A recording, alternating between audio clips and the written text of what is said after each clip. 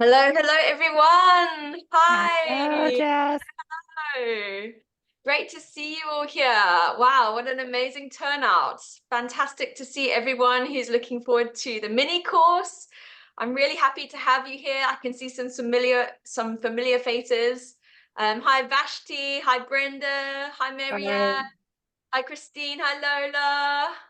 Hi, hi Christine, another one. Lots of people from the I Teach course here. Great to have you, and lots of new people as well. So for those of you who don't know who I am, my name is Jess, and I am an independent online teacher. I used to work for an ESL company. Before that, I was a teacher in a classroom. I'm a qualified teacher. But now I have gone solo. I'm an independent teacher. I'm out there on social media finding students and teaching group classes. So that's a bit about me. I would love to see in the chat where you guys are from. So if you can write in the chat box now, I'd love to see you just greet everyone. Hi, I am so and so, and I am from. Okay, so if you can do that now, that would be wonderful. I am going to mute you all while you're doing that. Just to make sure that everyone is muted. If you can, you can mute yourself as well, just so that while we're in the lesson, it's easy for everyone to hear. Awesome, I can see a lot of people writing in the chat box. Great to see you. I've got people from the UK, from South Africa, from Durban, from Cape Town. Wonderful. From France. Oh, we've got two people from France, Simi and Asma. From South Africa. Guys, some of you are asking for the recording. What I'm going to do is I'm going to record this lesson and I'm going to upload it into the course later. Okay. Just so that you're aware. From Sri Lanka. Hi. We've got some teachers from Sri Lanka, from Bulgaria. Wow, lots of amazing places. Thank you everyone for introducing yourself. Wow, so many people from so many places. It's so wonderful to have a group of teachers from all over the world today. Okay, well, listen, we're going to get straight into it. Great to meet you all. I'm going to share my screen. What I would ask is that everyone puts themselves on silent and stays silent. I will be asking you to interact in the chat, and we're going to have a Q&A afterwards. Okay, so don't be shy. Do feel free to participate. It's great that you're here and that you can do that. All right, so welcome everyone. I've just asked you where you're from. I'd love to also know what you teach. So some of you might be teachers in a classroom. Some of you might be teachers who are with an ESL company. And some of you might be even going independent already. So I would love to know that, if you can write that in the chat. There's 75 of us. Wow, brilliant. So if you want to just share with us what you do, that would be great. I know that some of us are really advanced teachers. I can see people like Brenda here who runs her own curriculum. I know that some of you have just maybe started on your journey, but it would be wonderful to kind of know a bit about your background if you are teaching independently. Okay, awesome. Alison says she's teaching independently with just one student from China. Well done, Alison, for getting one student. Fantastic. You know what? Once you can get one student, you've got your funnel set up, you know how to find students, you can get more. And you must also use referral marketing, right? Okay, we've got someone from Native who's teaching at Native Camp. Okay, so that's an ESL company. All right. Hi, Miguel. Miguel's here. He's one of the students in my course. Great to see you, Miguel. I'm glad that you found the link. Okay, someone's joining us from China. Are you teaching in China? Wow. Okay, David's independent online teacher with language. Fantastic. Okay, Christine, going independent. That's the goal, right? Okay, Connie's working with Preply. Alana's working with Camberley kids and all school with phonics. Fantastic. So you know your niche. You know that you love phonics, right? That's great. Okay, Fatima's teaching in the classroom. That's what I used to do. Yeah. And some of you are wanting to go independent, like Natalie. So you're kind of figuring out, how do I go independent? And you're looking for answers, right? Amazing. Thank you so much for sharing with us. All right, so let's get into the course. I know that's why we're all here. I know that's why we're excited to be here today. I'm going to just share presentation mode. Here we go.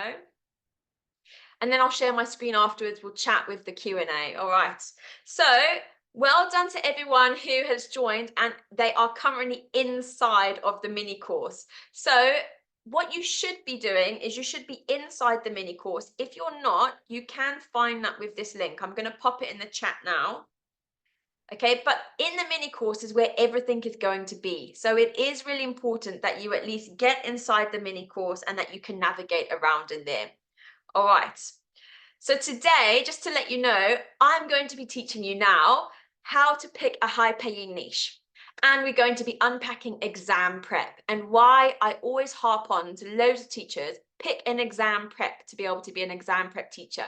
Okay, I'm going to unpack that with you today. So that's why we're here. That's what we're doing today.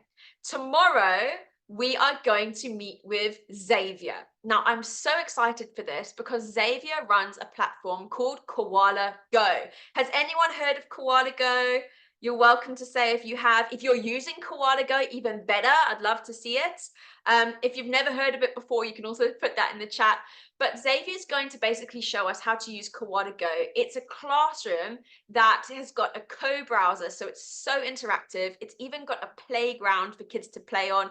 It's got a translation tool, and it does even have an invoicing system, so that if you're in a place like South Africa and you're wanting to do invoicing with, say, WeChat Pay, you can use this platform to be able to do your invoicing. They collect it on your behalf. They pay you out into PayPal in Wise. It's a fantastic solution. But listen, guys, if you want to join this one, you have to register. So I'm going to just show you that in the course now, but you have to register for that tomorrow with the link in order to access that lesson. Okay, on day 3, Brenda, who's here. Hello, Brenda, give us a wave. Great to see you. Brenda and Katie are going to share with us some curriculum options for test prep, looking specifically at ESL test prep for young learners. So that's going to be really, really great. So inside the course, if you've had a look already, well done. I can see some of you have been active in there. Inside, each day is labeled, right? You've got your self-paced lessons that you can watch before the live group training. Then you've got your Zoom links, okay? Like how to get into here. You've also got a homework task to do, and you can watch the replay. All right, you can also get your bonuses because the people who are joining us for this mini course are giving away these bonuses that they never give these bonuses away before. So Xavier's giving us 1 month free on Koala Go Pro. We've also got Katie giving us 1 month free on a Bridge Academy. So you really want to make use of those. There's also an action tracker. Now, this action tracker is a competition. The person with the highest score gets to win different freebies at the end of the mini course. So I'd really encourage you to take part in that action tracker so that you can see that you're ticking off everything in the list, getting the most out of this mini course. All right. So let's quickly go into the next part here. Please go to day 2 and register for the Koala Go seminar tomorrow. So that is in day 2 of the course. Okay, what you need to do is you need to go to the Zoom link, and to register, you need to click on this, add your name, add your email so that you can find us tomorrow. All right. So I know that we're just getting started, and I know that a lot of you are looking to become an independent teacher, to get the help that you need, to scale with group classes, to find a good niche, to get good curriculum, but then you're going to have to market yourselves, right? So I really hope that you're going to enjoy this mini course, but if you're wanting to take it to the next level, after the mini course, directly after we finish on Wednesday, we're going to start with something called the 4-week challenge on the Thursday. Now, we've got some amazing presenters in this mini course, and it's going to be the same for the 4-week challenge. So what you're experiencing in the mini course for Monday, Tuesday, and Wednesday is going to continue for the whole month with a select group of teachers who want to learn the marketing skills to build a funnel with things like lead magnets, email marketing, knowing how to convert trial classes, doing referral marketing. Okay, once you've got 1 student, you can use referral marketing to find lots and lots of others. In week 3, I'm going to teach you how to find students on Facebook. That's globally, anywhere in the world. except for China, unless they've got a VPN, and that's what we're learning about in week 4 with Katie. Okay, so if you're serious about growing your business with group classes, scaling financially, this is the challenge you should really consider, and it would be great if you could upgrade to this. Okay, and you can find more information about that inside of the mini course. All right, so that's launching as a group challenge throughout the whole month, finding students on Facebook, finding students in China with WeChat and Shonghongshu with Katie, okay? And that is all about the mini course. All right, let's get started with today. Who's ready to learn about exam prep, finding a high-paying niche? If you're ready, I want to see your enthusiasm. Write yes in the chat. Let's get started. This is my cue to have water. If you've got water on your desk, this is a good cue for you to have water too.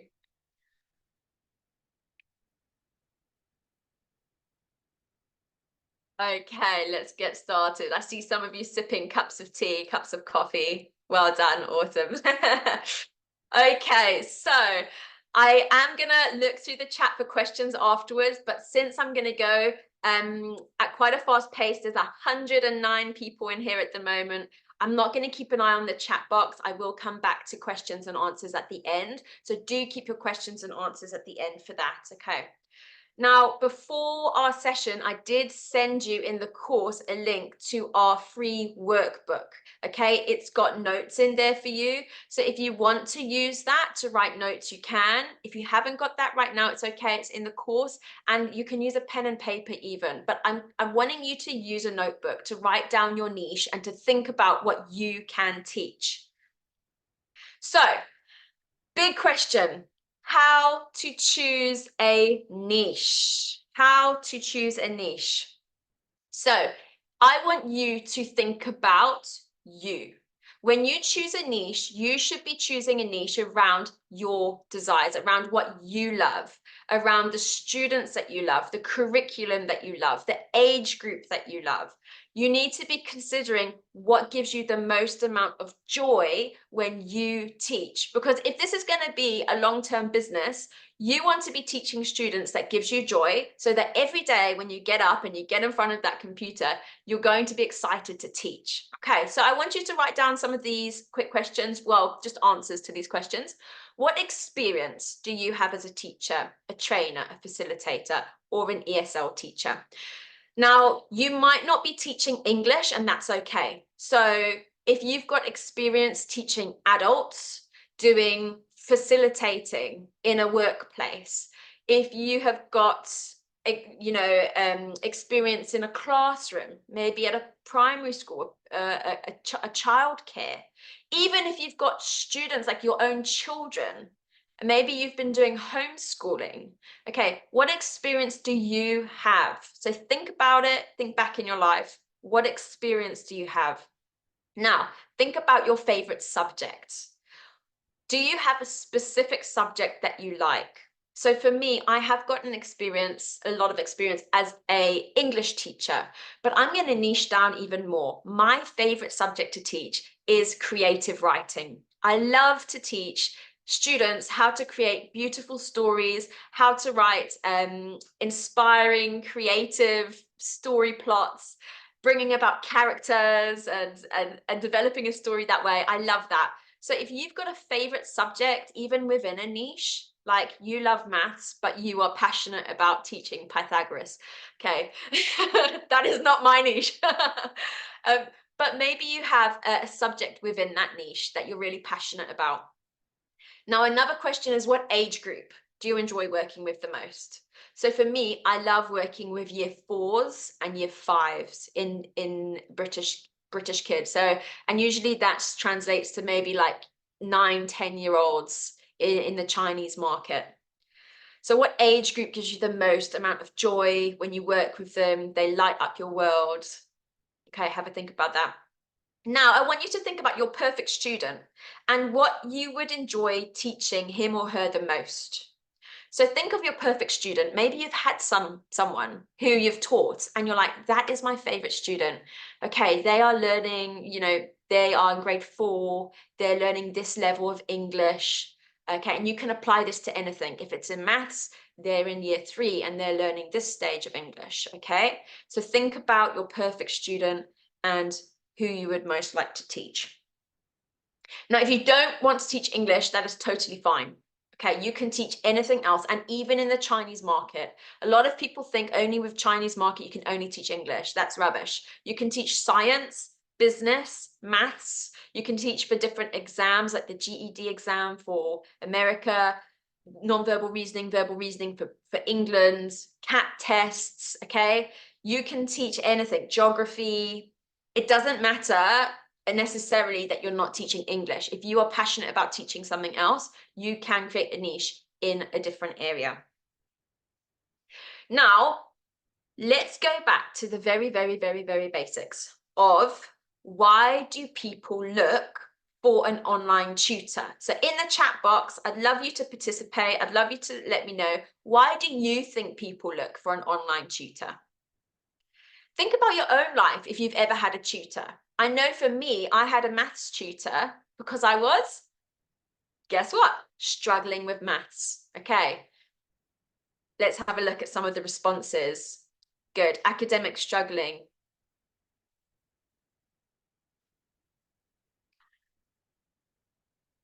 Needing to travel. So yeah, you don't want to travel out of your home.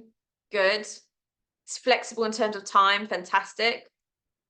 It's convenient. Good. It became huge after COVID. Absolutely, Nicole. Good. So the instructor might not be local. So if you're looking for a first English native speaking person and you're living in China, obviously going online.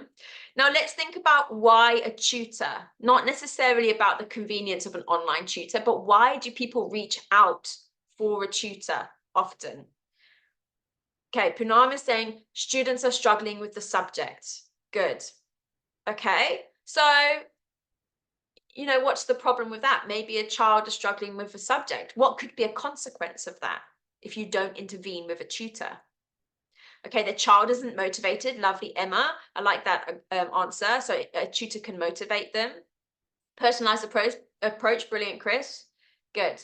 One-on-one help sometimes. Sometimes you can market yourself as a group teacher. Okay, so international, good. Oh, okay. Ken has hit a really good point. After a lot of people have talked about, you know, different reasons, and they are valid. There's a lot of good valid reasons, but a lot of them need help with exam prep. A lot of people need a tutor to help them pass an exam.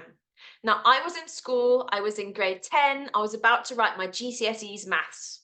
And if I didn't have a maths tutor to help me get a grade C, I would not be able to go to A levels. Okay, I wouldn't be able to get into higher education. It's the same when I hit A levels.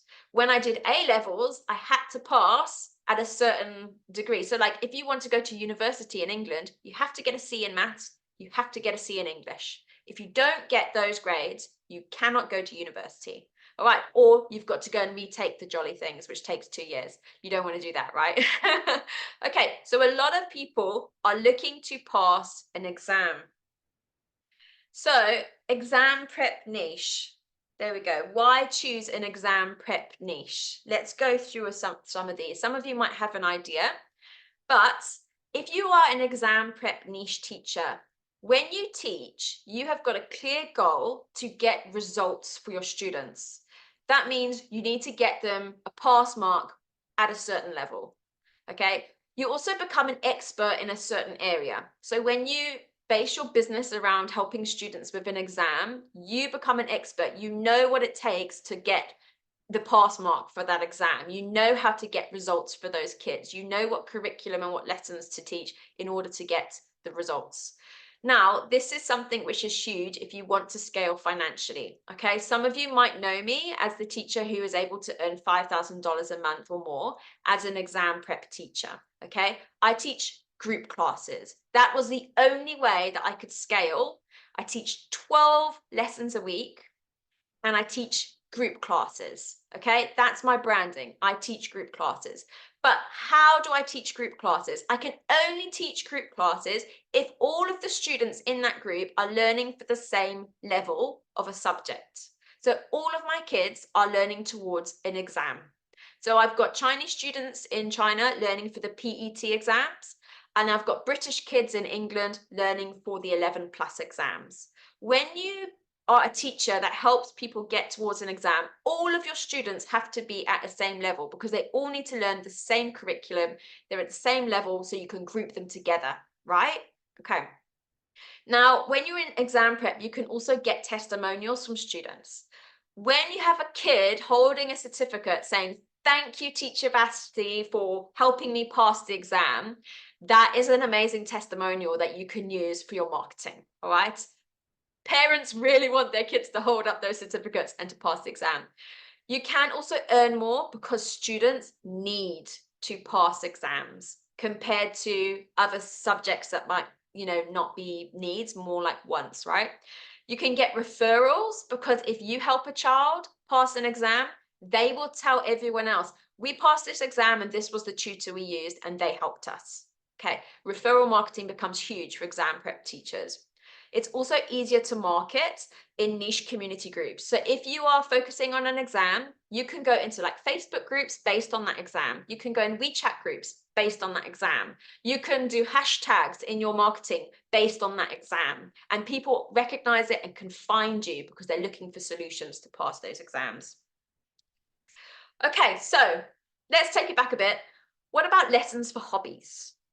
I don't know if anyone does this, and that's totally fine if you do. Maybe you're on out school or an all school. But if you are teaching lessons and it's a hobby-based one, let's just think about, a parent's perspective on this. Okay, it's fun, it's extracurricular, it's not totally necessary. There's no urgency about it because there's not an exam date in mind. It's not perceived as valuable compared to helping a student pass an exam. And there might not be a set curriculum for you to follow, which also means that, you might be spending more time creating curriculum and things like that. And I'm not saying this is bad. Some people love teaching things like baking classes or drawing classes. But I want you to understand the value of these hobby-based lessons compared to an exam-based niche. So, exam results. What do exam results help with? Okay, if a student gets exam results, it helps them with school selections, what high school they're going to. Okay, if they can immigrate overseas to an international high school. For adults, it might mean job security, even for young people, job security, going to university. Okay, it might mean higher pay. Think about, getting a job with a degree versus maybe not having a degree. These are things people need to take in mind with getting certificates. Okay, it also might mean status, like for Chinese people, for their child to have like a B1 level of English, parents might have, perceived status about that. There are also opportunities for people to have, more so than if you don't get those certificates and you don't pass those exams. And the perception is it's way more valued. So let's go back to your childhood. Did anyone here join Scouts? I was in the Girls' Brigade. Was anyone in Scouts? Okay. How proud were you when you got those Scout badges, right? What was your favorite Scout badge, anyone? Did anyone have one? Maybe I did the Duke of Edinburgh when I was in the UK. We had to go on a 3-day excursion, camp overnight, things like that. Now, I know that those things were fun and I know that they're valuable in their own right. But what is more valuable for you now as an adult? Was it your Scout badges? Some of you are nodding. Yes, my Scout badges. Or was it your GCSE results? That's your high school results, your A-level results, your university results. Looking back, what was more valuable for you? Okay, maybe you learned baking skills growing up and how wonderful it is to be able to have that opportunity. Okay, but what is more important, your baking skills now or the fact that you got into a university and you were able to, learn a degree? How wonderful to have that opportunity. Okay, so I'm just helping you to perceive the value of like how you as a teacher are able to offer services that give results, that give value to students. That's especially if you're teaching children as well, the perception of parents. They don't cancel lessons as much. They want their child to be, you know, diligent in going to these lessons so that you are working towards an exam to get them results. I'm harping on about this because I'm very passionate about it. So, okay, so most people get a tutor to learn English or another subject to achieve an outcome, to prove their level of English or to prove their level of a different subject, okay? To go to university, to immigrate, to get job opportunities. If you don't want to teach the English exams, think about another exam that there is out there that you can help students to achieve. And in fact, I would love it if you can write in the chat right now, are you an exam-based teacher? Or are you a teacher who could see yourself teaching a niche like this? If so, what exam have you got in mind? If it's not English, that's totally okay. It could be IGCSEs, international GCSEs, okay? It could be A-levels, the GED exam, which is in America, SATs, okay, that's like in year 6 in England, the 11 plus exams, that's in year 5 in England. I'd love to see. So some of you are teaching towards IELTS is a great one. Good. Chemistry. Good. Okay. TOEFL, TOEIC, KET exam, PET exams, A levels. Oh, B2 first. Well done. That's a nice one. Okay. TOEFL, IELTS. Lovely. The CAT exams. Considering GED, especially if you're American, that could be a really good niche for you to look into because it's an American-based exam that they have to be able to go to an American university. Good. All right, so some of us have already got a niche in mind. Now listen, I am going to go forward looking specifically at English-based exams, but I want you to stay with me if you're not looking at English, because in the Q&A section at the end, we can unpack what kind of curriculum there is for your niche and where to find that curriculum. So if this is not relevant for you for English, okay, stick with me because I'd love to be able to help you look at that later on and for you to be part of the Q&A. All right, so very popular exams, especially in China and especially internationally, are the Cambridge English exams. These are really popular for ESL learners because the qualifications that you get, the certificates you get with Cambridge exams, they are recognized by educational organizations, that's international schools, high schools, okay, employers, government agencies, immigration authorities. Some people want to immigrate to another country and they cannot do that unless they've got the IELTS, okay, at a band 7 for general. They cannot go to university unless they've got a band 7 for academic. Okay, they cannot get into a grammar school unless they've got the 11 plus exams and they've done well in that. Do you see what I'm saying? These are the things that parents need for their children or for themselves in order to get a result, to do something with their lives.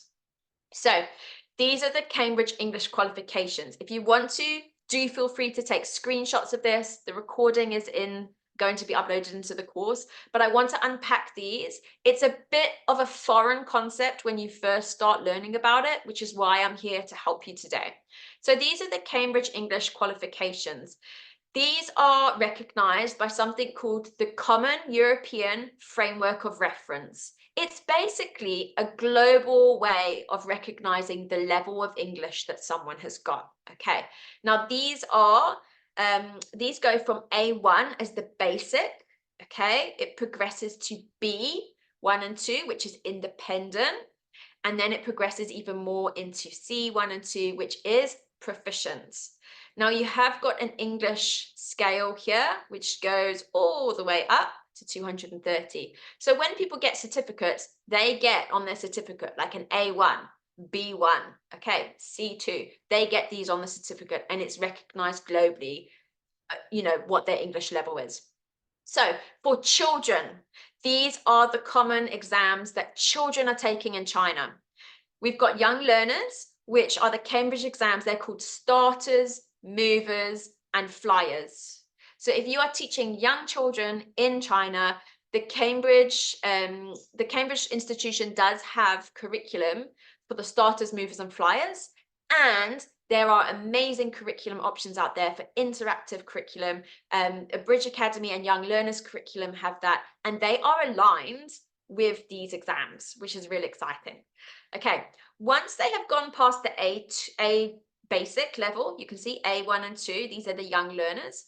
They then go into the KET exams, also known as A2 Key for Schools. Okay, so that's something that a lot of children in schools, they take this exam.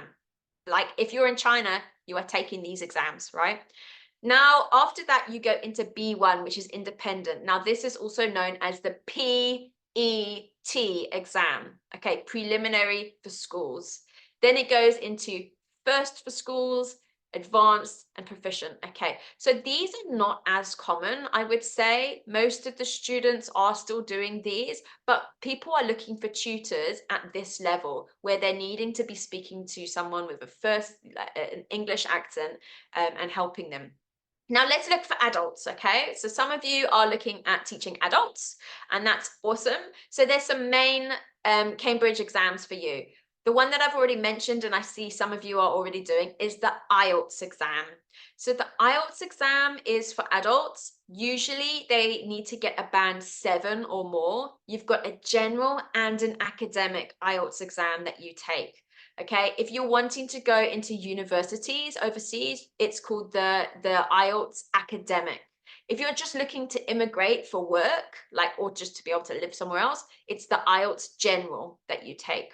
Okay, you do also have other English skills called Lingua skill. Okay, that's also like a general English stroke, a little bit of business in there. If you're looking for purely business English, these are the different exams that you should be looking at. It starts from B1, okay? So it's, it's an independent user, but it's business for preliminary, advantage, and higher. All right, these are the ones that are the main ones. BULATS has actually been discontinued, just FYI. Now, if you are looking at children, let's just look at what they're doing by age. Now, this is the level, okay? But this is the typical age. So if you are saying we did your niche and you are passionate about teaching young kids, maybe you're looking at phonics, okay? You want to be doing your starters, all right? This is age 6 to 8, really the young kids, right? Then it goes about to 8 to 10, the movers. The flyers is 10 to 12. Okay, then after that, it's the KET exam. Well, KET exams is kind of merged in there around flyers. And that's about age, I would say it's almost around here, probably 10, 11, 12, the KET exams around there, all the way up to the PET exams, which is about 16 years old. Okay, so if you're thinking about an age group and you're like, I love teaching this age group, I love teaching them English, you need to jot down these exams so that you can do some research on them and think about becoming a niche teacher for these different exams. Okay, so you get a student who comes up to you and says, I would like to have a lesson with you. How do you know what level of English they have? This is really important because you're going to have to pick a curriculum for them. And this is why I'm helping you today with finding their level of English and then recommending different curriculums for you to use. That's the whole point of this mini course, is how do you get started? How do you find students to be able to test them and then put them into a relevant curriculum? Now, there is something called the Cambridge English Level Test. All right, this is brilliant. This is free.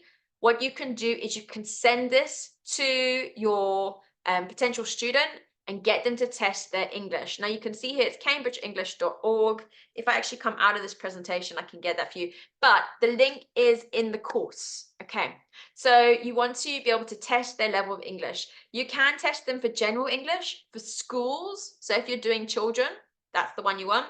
Business English and young learners. Okay. And you can see from the website, it goes all the way from starters, movers and flyers, KET, PET, first for schools, okay, goes all the way up, business, IELTS, all of that fun stuff. So you need to get that link, save it somewhere, because that's what you're going to use to test their level of English. So once you know their level of English, what next? We have got a Bridge Academy and Young Learners curriculum who help you to understand how to place them in a specific curriculum.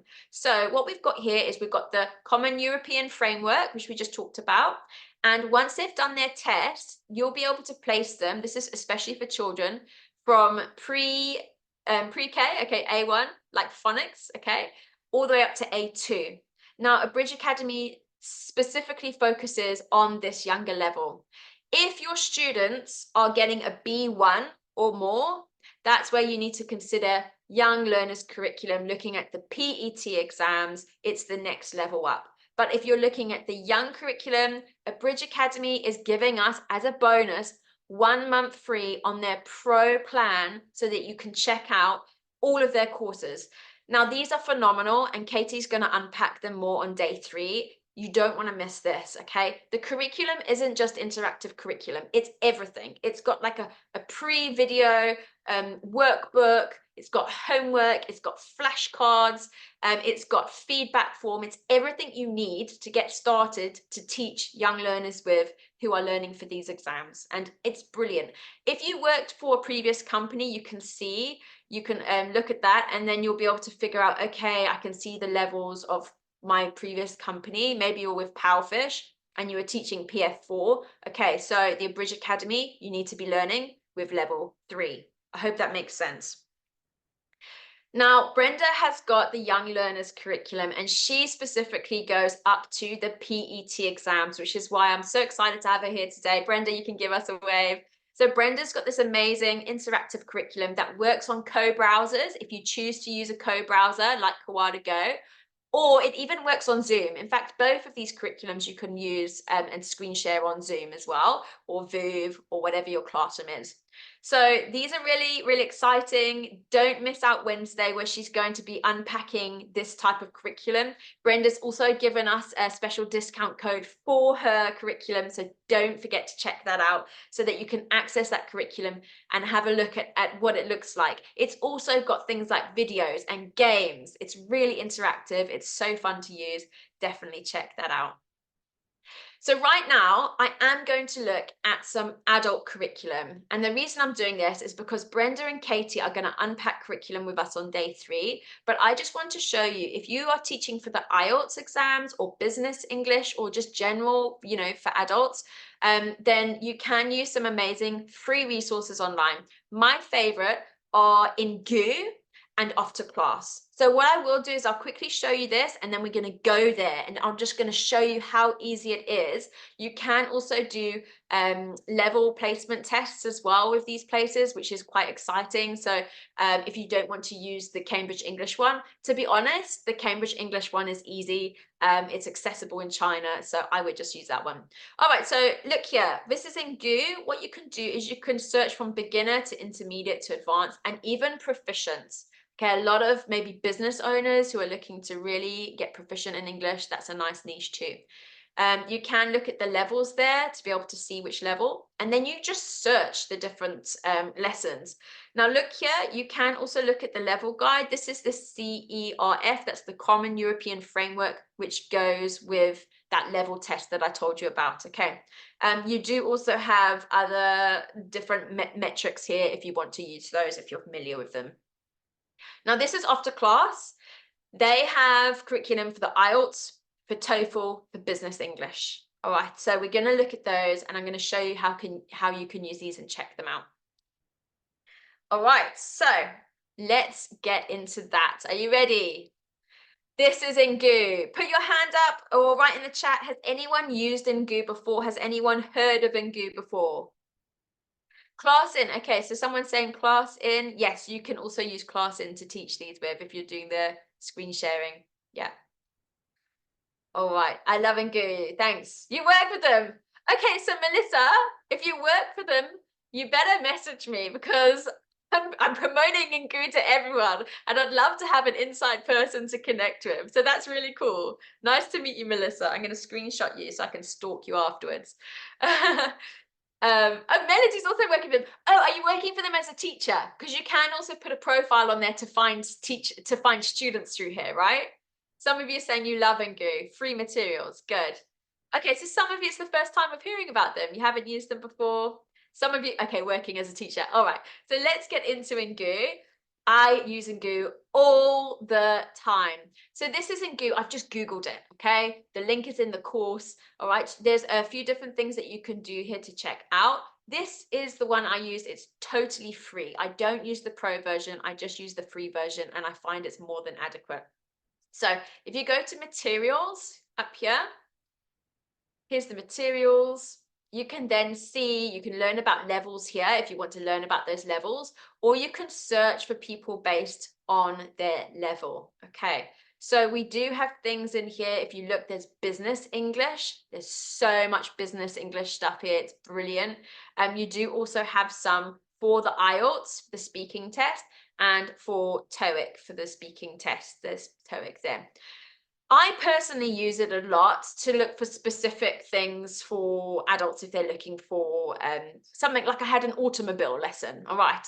So you can search here, or you can go to the daily news. Now, daily news, I love it. There are so many lessons here that you can use. So I looked here. I mean, I did one on global warming the other day. I mean, really, any niche topic that you're looking for, you can find lessons on it. Now, if you're searching by subject, just make sure that you're looking at the level of the student. Okay, so this one's proficient, so it'll be a really high level learning, intermediate. Okay, let's just show you what a lesson looks like. So you will learn some vocabulary first. Okay, so you can even listen to this.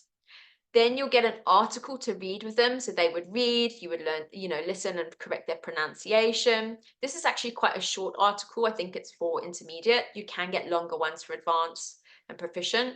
You can get questions and discussion. Then what I often do is I use this, and I use something called Bamboozle. Now, who loves Bamboozle? Anyone out there a Bamboozle fan? Anyone? I love Bamboozle. Okay, Bamboozle, you can just find quizzes for anything on a whim. So if you've got a topic with any curriculum, you can just check this out. It's so fun. Don't know why it's not letting me sign in. But anyway, Bamboozle, I use it all the time. I think my link is gone here. I usually have a link. Anyway, I use it often, and I can just type in a subject and a quiz will come up related to that subject. It's very interactive and really fun. Sorry, it's not working for me today. My link is gone. Okay, now let's look at OffToClass. Has anyone used OffToClass before? I'd love to see if anyone's OffToClass. Well done. Yeah, some of us. Yeah, a lot of you know Bamboozle. It's fantastic. I have never used the paid version of Bamboozle, Elena. I just use, and there's just one free game that you can get with the free version. I just use that. Kids love it, adults love it. It just livens up any course. Okay, some of us have used OffToClass. Some of us are saying no. Bamboozle's fantastic, thank you. Yeah. Okay, awesome. OffToClass is very helpful. So this is me in OffToClass.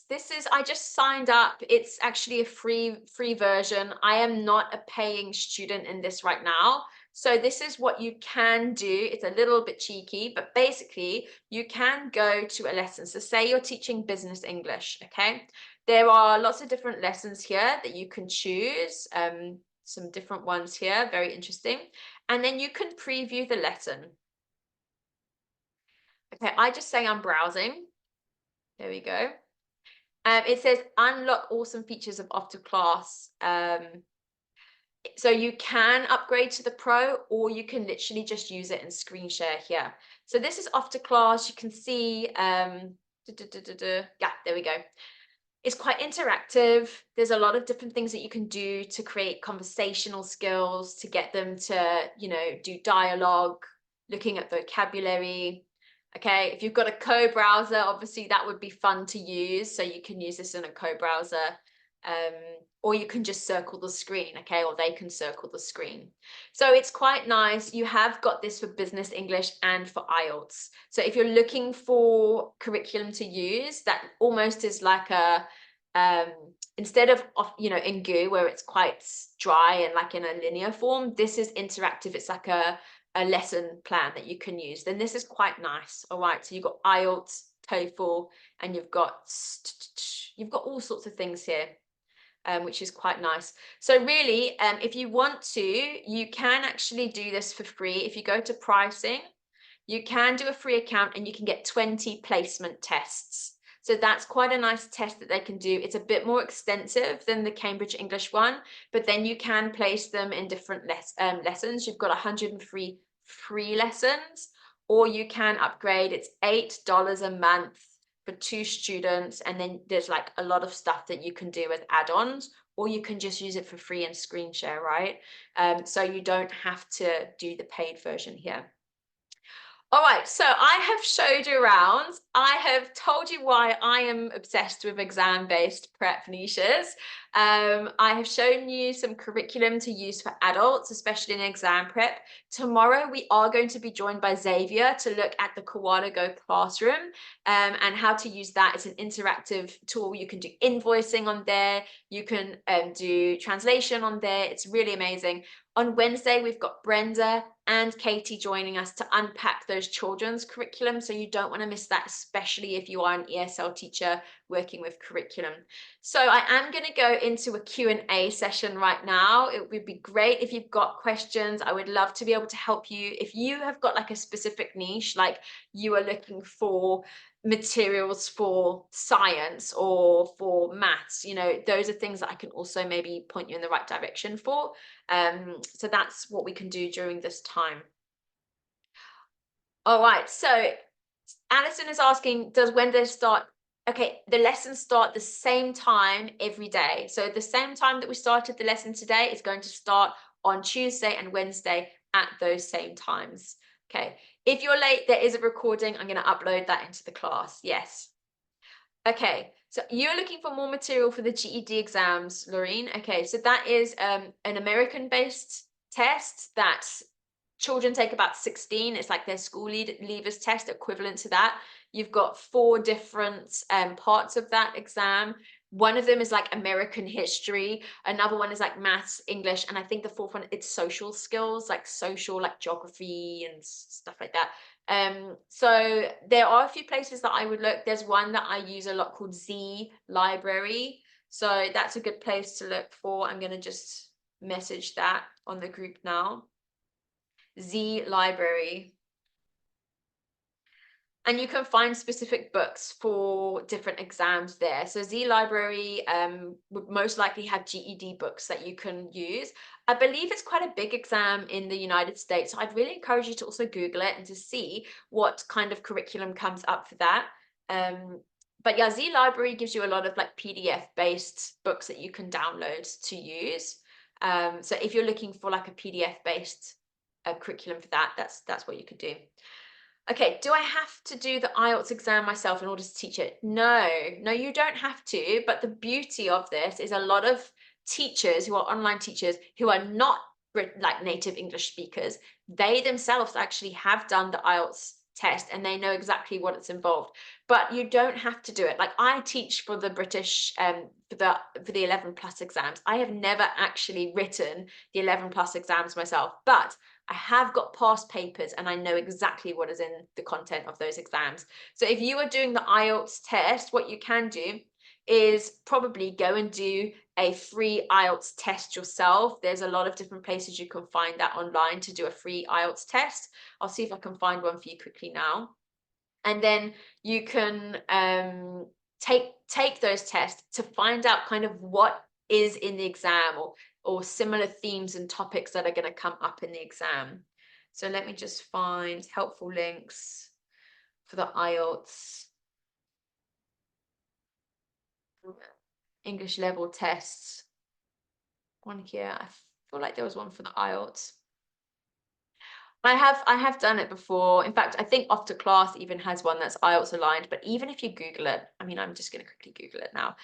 Free IELTS test. It's not a bad idea to do it yourself. Otherwise, look for free IELTS past papers and look through them and think, okay, well, there's going to be a dialogue section. There's going to be one where they've got to talk about, you know, a specific topic. And there's like maybe 10 different topics that are most frequently come up. So there's reading, writing, listening, and speaking. There's 4 different skills in the IELTS. And so if you can maybe go and find past papers and look at what that entails, it would really be helpful for you, because you need to become an expert in these exams, right? So that you can help your students the most. But no, you don't have to take it yourself. Okay, we've got some more questions here. Oh, thank you, Nicole. You're such a superstar. Thank you. Nicole has just added the link. IELTS online test. Well done. I knew there was one somewhere. I was looking for it. Thank you, Nicole. Okay, thank you. Liesel's also put the IELTS English test free, practice past paper tests. That's a really good place to do as well. How much time are we spending in this meeting today? Okay, so I will stay on for another 12 minutes, which is up to an hour. But if you need to leave now, that's totally fine. And I will see you back here. Well, I'll see you in the link tomorrow with Xavier, where we're going to unpack the Koala Go curriculum. Okay, so that's going to be really cool. All right, Christine is saying the British Council supplies papers for IELTS. Good, fabulous. All right, Christina saying, where do I find curriculum for IGCSE A-level chemistry? All right, I'm just going to get this this place for your Z library, and I'm going to pop that in the link. All right, so let me just put that in the meeting chat. All right, it is called Z library. I'll just show that to you quickly. It's a place that you can often get exam-based PDFs. So you're saying for A-level chemistry. All right, here we go. So you do get different, these are basically revision guides. So this is for the British, I mean, I'm saying A-levels, yeah. So you can find a few different revision guides here. And then what you could do is you can just download them. So there are often like ones that are up to date. Another thing that I would encourage you to do is you can say to the students, and this is how I cover myself with copyright concerns, is I say, you buy the hard copy book. Okay, if you buy the hard copy book, it covers me as a teacher. And to be honest, if you're teaching with a resource like this online, they should be having the hard copy book, because that's going to be what's going to excel, like help them to excel. Like they'll be more successful as a student if they have a hard copy book for them to write in, for them to learn with, for them to do exercises with before and between class. So that's how I cover myself. I have actually contacted Cengage on this subject, and I've asked them as an online teacher, like, is this legal? Am I allowed to do this? And I've actually got an email back from them saying, if the parents have got the hard copies, then you're fine to teach with it. All right, so this is where I would find a lot of things here in Z Library. If you've got a particular niche, there we go. So can I get like curriculum from OET? OET is that's like a British-based exam for 16-year-olds. Is that right, Connie? Just remind me what that is. I think it's like GCSEs, Cambridge Medical Language. All right, this is where I always get tested. All right, let's try it. OEB, OET, Cambridge Medical Language is that right? Language. All right, so let's have a look and see. Now, something that I also do if I can't find curriculum is I'm a bit sneaky. Oh, here we go. There you go. Oh, whew, you know, I always sweat when this happens in a live way. I'm like, can I find it or not? Yes, I can. Okay, so there we go. There's one from 2018, one from 2019. You just need to check as well what curriculum they have, because often they do upgrade it. So, and the other thing is you can also encourage your students to purchase the digital copy as well, so that you can teach with it. But another thing that I do, especially if it's exams that are based in China, I'm a bit sneaky. In fact, I'm not sneaky. I network with people. I love networking with other teachers. So what I sometimes would do is I would go into a place like Shanghongshu, where you'd see independent teachers advertising their services. And if I see one who is teaching with this subject, I will message them and I'll say, hey, any chance that we can swap curriculum? I'm looking for the OET books for nursing, you know, for medicine. Do you have the PDF? I've got some material. Can we swap? You know, you're not allowed to buy material like this off of people, but you can swap material. And obviously, like I said, make sure that you cover yourself by making sure that the students have got the hard copy of the material. All right. Yes, there are recordings. I'm going to pop that in the course afterwards. If you haven't yet gone to the course, here is the course here. So on day 1, okay, I'm going to pop the replay of this coaching session in here so that you can access that. Okay, awesome. Okay. Okay, so someone is asking me a little bit about my course breakdown, which is the 4-week challenge. So what I'm going to do is after this, so Monday, Tuesday, and Wednesday, we're going to learn, how to get the software, how to get the niche down, the curriculum to use for our business, and the rest of the course is literally marketing skills. How do you find students, right? Because if you are wanting to teach group classes, you need to get this down. You need to know how to use more advanced marketing techniques to find the students to fill your business with. So I will just zoom in a bit. Here we go. This is a bit more information about the 4-week challenge. So as you can see, today is day 1, niche and exam prep. Okay, tomorrow with Xavier is our classroom curriculum. Okay, we're going to look with Ivy about scheduling and payments and being able to automate that. That's on Thursday. And then we're looking at Canva marketing on Friday with Liv. I use Canva all the time for marketing everywhere. Okay, as part of the challenge, I give templates to you just so that you can literally drag and drop and edit these templates so that you can use my templates to market with. It'll save you a ton of time.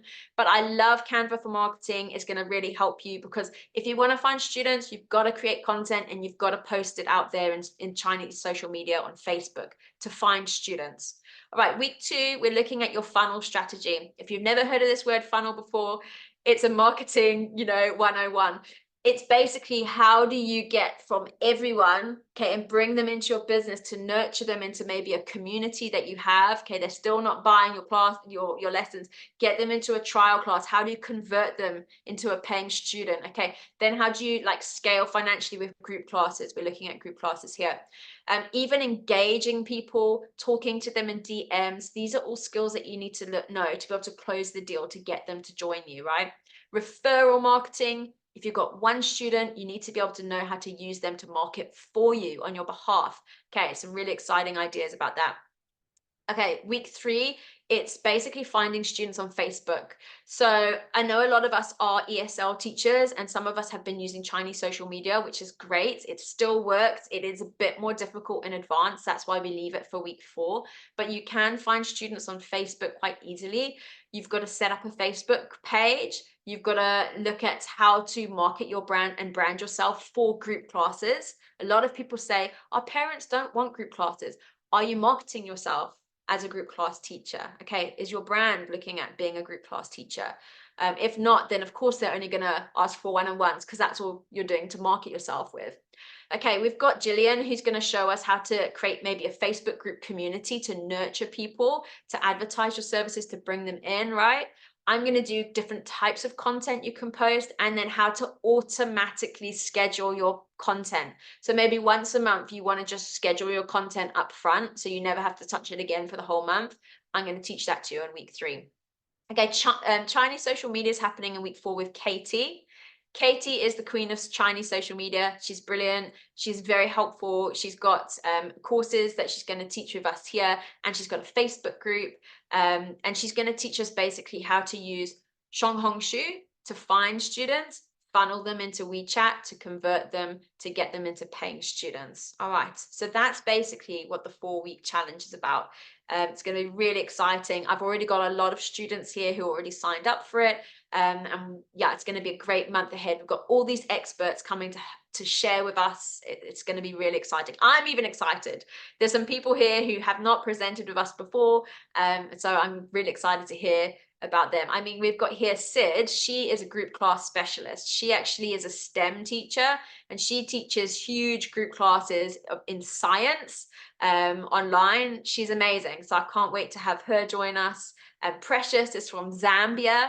She is an online teacher in Zambia. She has issues, the same with a lot of people in South Africa with, finding electricity and power outages, but she is able to, against many, many odds, have set up an online teaching business and is able to funnel students into her business using Shanghongshu and WeChat. So we're going to hear from her as well. It's very exciting. All right, cool. I'm going to go back to questions. If anyone's got some questions. Okay, cool. Let's have a look. Biology, great.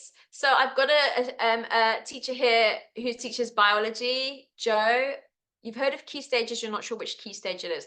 Okay, so Joe, Kerry, who is one of our presenters, she's going to present on trial classes. She's from South Africa. She is teaching science. She is earning $40 an hour for her science lessons. She's from Durban, South Africa. She's doing very well as a science teacher. And she teaches like IGCSE science. She looks at also marine biology science. And she does also do the key stages. So, I mean, if you're not sure, you can go and look up the key stages. But in England, you get obviously key stage 1, key stage 2, key stage 3, and then they align with the different year groups. I would say for me, if you're going to be looking at teaching key stage 3 science, I really love BBC Bite Size. BBC Bite Size. They are based in the UK and it covers the British curriculum. It's also aligned a lot with the IGCSEs, or the I stands for international. So if you're in England, you learn GCSEs. If you're overseas in an international school, it's international GCSEs. So you've got here, if you're looking for biology, GCSE biology. So GCSE biology, that's for grade 9, sorry, that's for grade 10 and 11 when they're doing their GCSEs. Key stage 3 is below that. Okay, so that would be grades 8 and 9 would be key stage 3, I believe. I just have to double check that, sorry. Okay, so let's have a look here. Biology, you've got all of these different exams that you take it with, so you might ask them. AQA is pretty much the most popular one. And then you can just see how it's done here. I mean, they've got some really great lesson content. This is all free. This is not an account I've paid for. This is something you can access for free. So BBC Bite Size is great for this. You get lessons, you get quizzes, you get videos. Let's just choose one here. The digestive system. I don't know if anyone's hungry or if this would make you hungry or put you off. But definitely check this out. They've got some amazing curriculum on there. It's BBC Bite Size. That's what I would use if I was teaching, you know, GCSE biology. Okay, let's go back to the questions. Okay, so Lisa's got a great question. We're figuring out our niche. Would you recommend giving initial free trial lessons to figure out what students want? So Lisa, with trial lessons, you know, there are some people who would literally just come and use and abuse you for a trial lesson. And that's okay if you're getting going and getting starting and you're just trying to get students and get into this. Okay, but eventually you need to be paid for your services. So what I would do is, if you cannot pick a niche, is find a popular age group, like for the KET exams, do a mini course, like a 5-week or a 10-week course. And then the first lesson of that course you can do as a free trial class. Then you can market and blitz that everywhere, okay? Put it on Chinese social media, in WeChat groups, Facebook groups, and then that first lesson is a free trial class. And that's your lead magnet as well. We're going to talk about lead magnets. And then the idea is to then upsell them to the rest of the course. Okay, so that is something that you can do as a free trial class. But I mean, you can do free trial classes to figure out what they want. I mean, you should know, if you know their English level and they're learning for English, you should know kind of a curriculum that would work. So a free trial class, you could check their level. So if you know that they're on level A1 and then you're like, okay, let me go to a Bridge Academy, let me use this curriculum. You know, the curriculum should impress the parents as well, which is why I recommend it. So they should be happy with your lesson knowing that. I hope that answers your question, Lisa. If it doesn't, let me know, and I'll try my best to answer it again. Okay, so someone is asking here, is the marketing only for Chinese? I've got interest in Taiwan and Japan. Okay, so I would say if you are looking for any other country outside of China, Facebook marketing is really the way to go. You can find students all over the world through Facebook. That is something that I help students with. So just to give you an idea, as part of the course, the Zero to Hero course, I've got all of these Facebook groups. where you can find students from different places. So this is for the 11 plus exams. These are all the Facebook groups that you can find students in the 11 plus exams. These are Asian based groups in Hong Kong, in Singapore, in Taiwan. You mentioned Taiwan, South Korea. You mentioned South Korea, Japan. Okay, and then China. There's still people on Facebook if they have VPNs in China.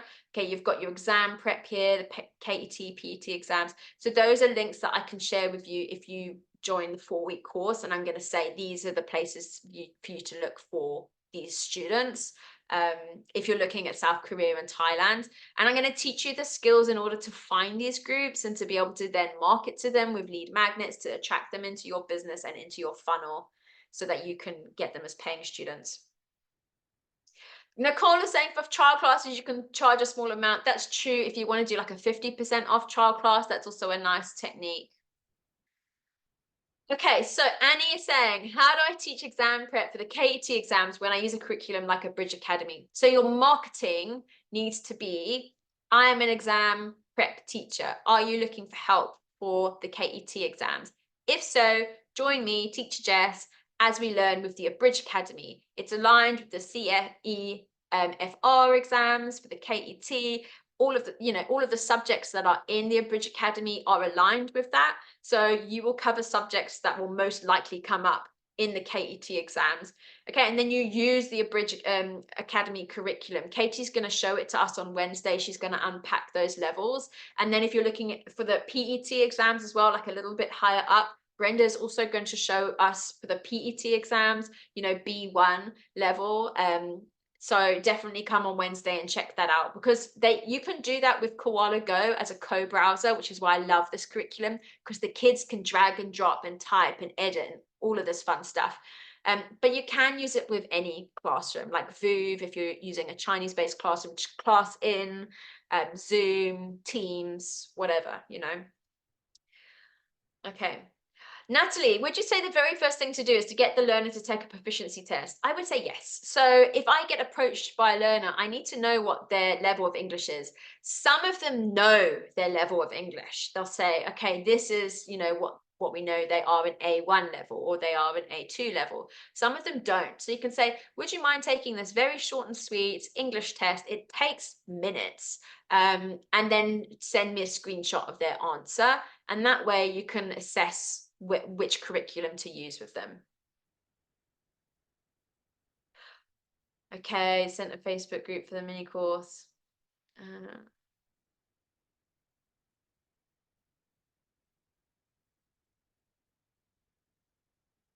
Okay, so some of us are saying we've signed up for the mini course, but they're having difficulty accessing the course. Let me just share with you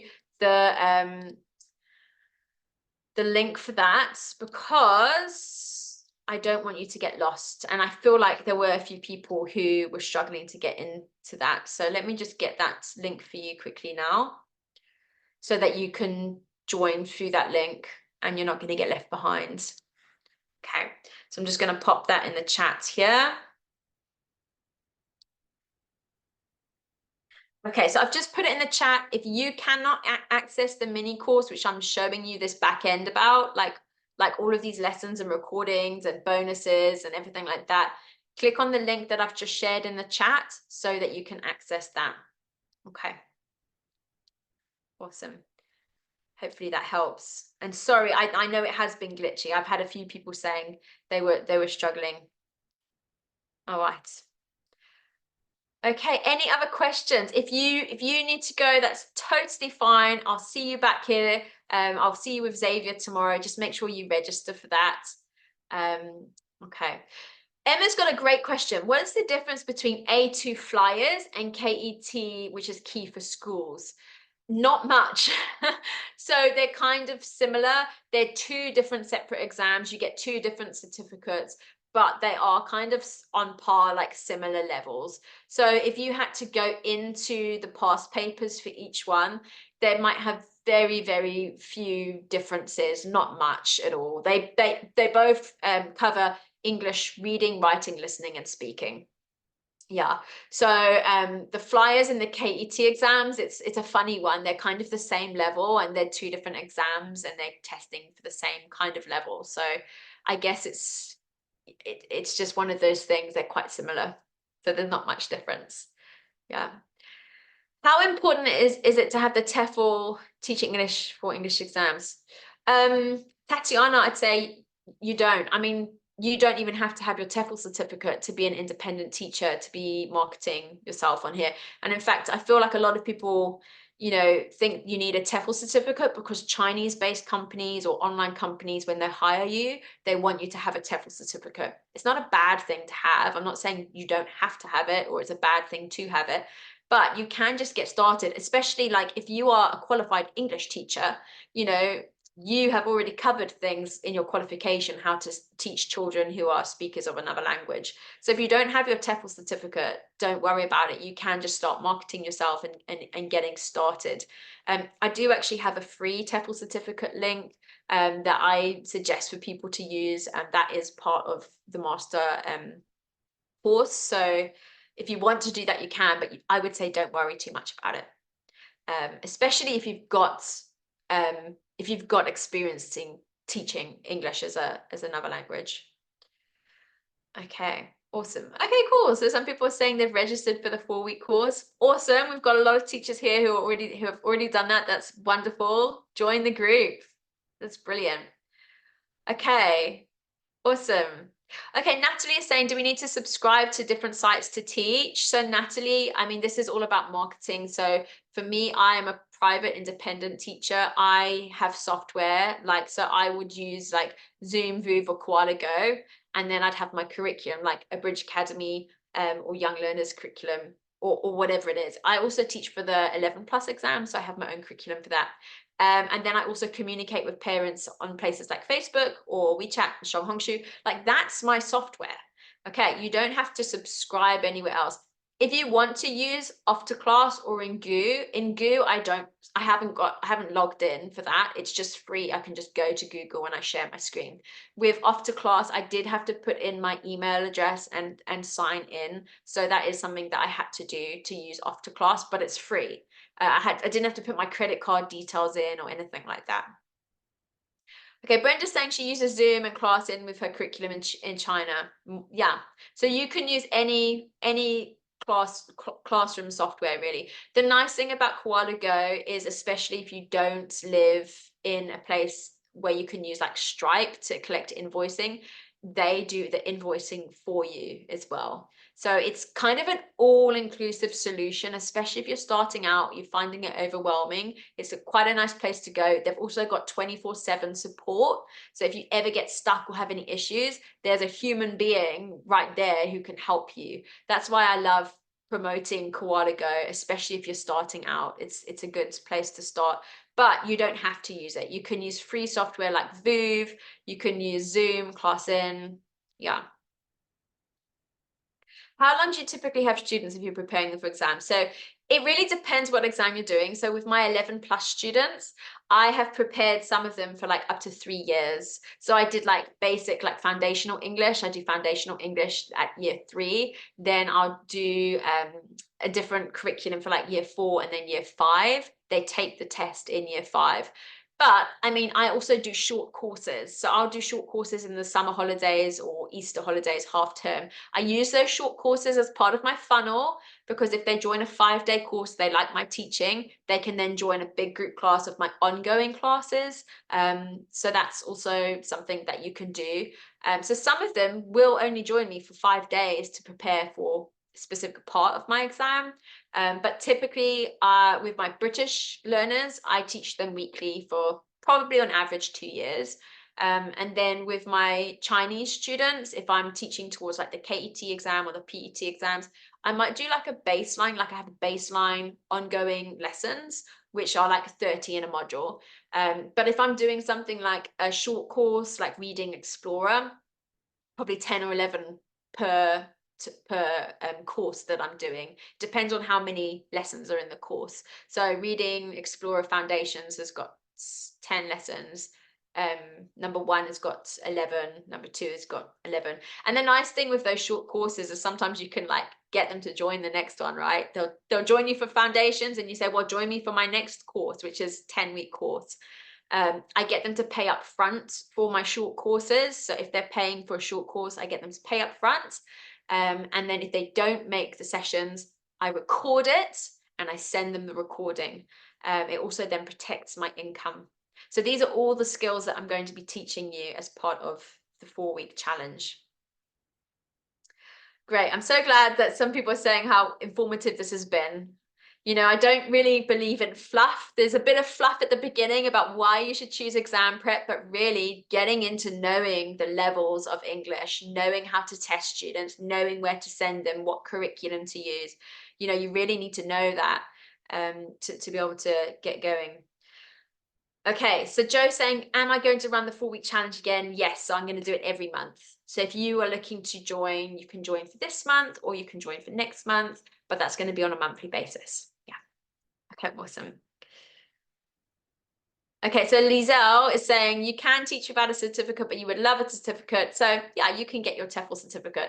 So Lizelle, I'll just write in here. There is one called Teacher Record. Just look that up. Teacher Record. Free TEFL. So that is a certificate that you can go and get, but it's not 100% necessary. That's kind of what I think about it. It's just teaching you like how to teach the English skills. Something like this course is teaching you the marketing and to like set yourself up as an independent teacher to be able to find students, bring them in, grow with group classes. And that's really important to be able to scale financially. If you get a TEFL certificate, you know, you can get hired by companies. They just don't pay as well. All right, how does Koala Go compare to Classroom? Okay, so they're different. So Christina's asked this question. Koala Go is a classroom that is based outside of China. Class-In is a software that is based inside of China. Now, I do go through this in the lesson inside of the mini course, but it's really important to know the difference because there's only 2 softwares in China that you can use to teach on, which is VooV, known as Tencent Meeting, or Class-In. Now, VooV is free. It's brilliant. It's just like Zoom. And you've got Class-In, which you get a few free lessons a month, not many, and then you pay a little bit for each lesson thereafter. The difference there is like the similarities is they can both be co-browsers, which is nice. So Class-In, they can drag and drop and edit on the screen and things like that, which is really lovely. So Class-In is nice as a co-browser. Koala Go does invoicing for you. So they can invoice with WeChat Pay outside of China and then pay you into PayPal and into Wise account. Class-In, it's only a teaching platform. Okay, so they don't incorporate the invoicing and stuff like that inside of there. It's really just a place for you to meet your students. You can schedule with them in there. So Class-In, you can schedule. Koala Go, you can't schedule. You just get a link for that classroom. So those are some of the differences. Awesome. I can see a lot of people saying you're really keen. Natalie is asking, do I make up the courses myself? So Natalie, it does depend. For the PET exams, I use curriculum that is already created for me. And I typically use Reach Higher curriculum or Reading Explorer because they are on par with that. I've recently been starting to use the Young Learners curriculum and the Abridge Academy curriculum for specific lessons. So I know the Abridge Academy curriculum has got lessons for lower levels. They do also have some courses in there like writing lessons because I'm a writing specialist. I've used those. And I know Brenda's got some amazing story-based lessons, which are also aligned to the PET exams. So I am looking to incorporate those in as well. I would say that with the courses that I've done in the past, I have mostly used Reading Explorer and Reach Higher. Now that's with my Chinese and Asian-based students. So I've got students in Singapore as well, Hong Kong, some in Taiwan. But for my British students, I teach for the 11+ exams. So one of the things that I haven't mentioned in here, because it's so niche specific for the 11+, is I use a curriculum called Twinkle. They have also got curriculum that is basically all these worksheets with the answers, and I put them in Google files in folders so that each week the students know what is in the course. And so I have about 6 different courses that I've got in Google Drives that I've put together myself specifically to help them to pass those exams. And the 11 plus is quite a difficult niche to grasp because there's so many different types of exams. You've got the GL exam, you've got the CEM exam, you've got the independent exam. So it really depends as well which course I'm teaching with. But I basically have comprehension courses, creative writing courses, SPAG courses, a few different ones, and I make up that myself. Yeah. What would you do in a trial class besides a quick test? Okay, those 4 skills: reading, writing, listening, speaking. You need to have a notebook. You need to write down, what kind of level they're on with reading, writing, listening, and speaking, because then you can also impress the parent by your feedback. This is, again, looking to convert your trial classes. If you can pick up on the parents, they know where the weaknesses are. You need to show that you know where the weaknesses are too, and that you're going to address those weaknesses. You've got a very shy student. I've got students who are so desperately shy, and I've got to try and encourage them to speak. So I do these very interactive speaking classes with fun dialogues and, discussion questions using YouTube videos and fun things like that. And I've got to get them to try and speak. And I say to the parents, I know that, they're struggling with speaking. Let's boost their confidence. I am going to be able to do that by this, this, and this. So I would also try and I want to impress the parents with feedback. I also want to talk to the parents beforehand and find out the child's name. I want to make sure that I know what the child enjoys so that I can make the class fun and engaging. If I have a child who loves dinosaurs, guess what my lesson's going to have? It's going to have dinosaur quizzes from Bamboozle. Okay, I'm going to get them to draw a dinosaur. I'm going to ask them to read a story about a dinosaur. I can do things like that, especially if I'm working in smaller groups or one-on-ones. Making sure that the kid loves me, the parents love me, because that's going to convert that student into a paying class, into a paying student. Okay. So Fatima is saying, you're still going through the masterclass. Do I need to still do the 4-week challenge? So Fatima, one of the bonuses of that is the 4-week challenge. So you are automatically enrolled in that. Yeah. So I'll see you for the 4-week challenge. It's going to be great. Okay. Yeah, Miguel is part of the 4-week challenge, the master course as well. He's just saying it does give you a ton of information that you'll definitely need. It can be overwhelming, I would say, and this is why I try and put my course together in a really easy, simple way and have these sessions where we can hash out, specific subjects. And I get experts to come in and also help you specifically address different topics. So there's so much to learn to grow as an ESL teacher if you're going independent. I've been an independent teacher since August 2021. I'm still learning today. I'm still growing with different techniques today. But let's do that together in a cool community, knowing each other, getting to do that together. Yeah. Awesome. Okay, let's have a look. Any other questions? I know a lot of us are going, that's totally fine. But if you want to stay on, ask questions, that's fine. Thanks, Brenda. You've also brought up that the Koala Go Playground has an interactive browser. So a playground, it's quite fun. It's literally like this gamification playground. So the students really, really love that. They get their own avatar, they can move around. And you can make it educational. So you can create different rooms, you can have whiteboards on the rooms, you can get them to engage with that. It's really amazing. Okay, Christina is asking, can we use Koala Go with the Chinese students? Yes, you can, but make sure that you send them the instructions before your class.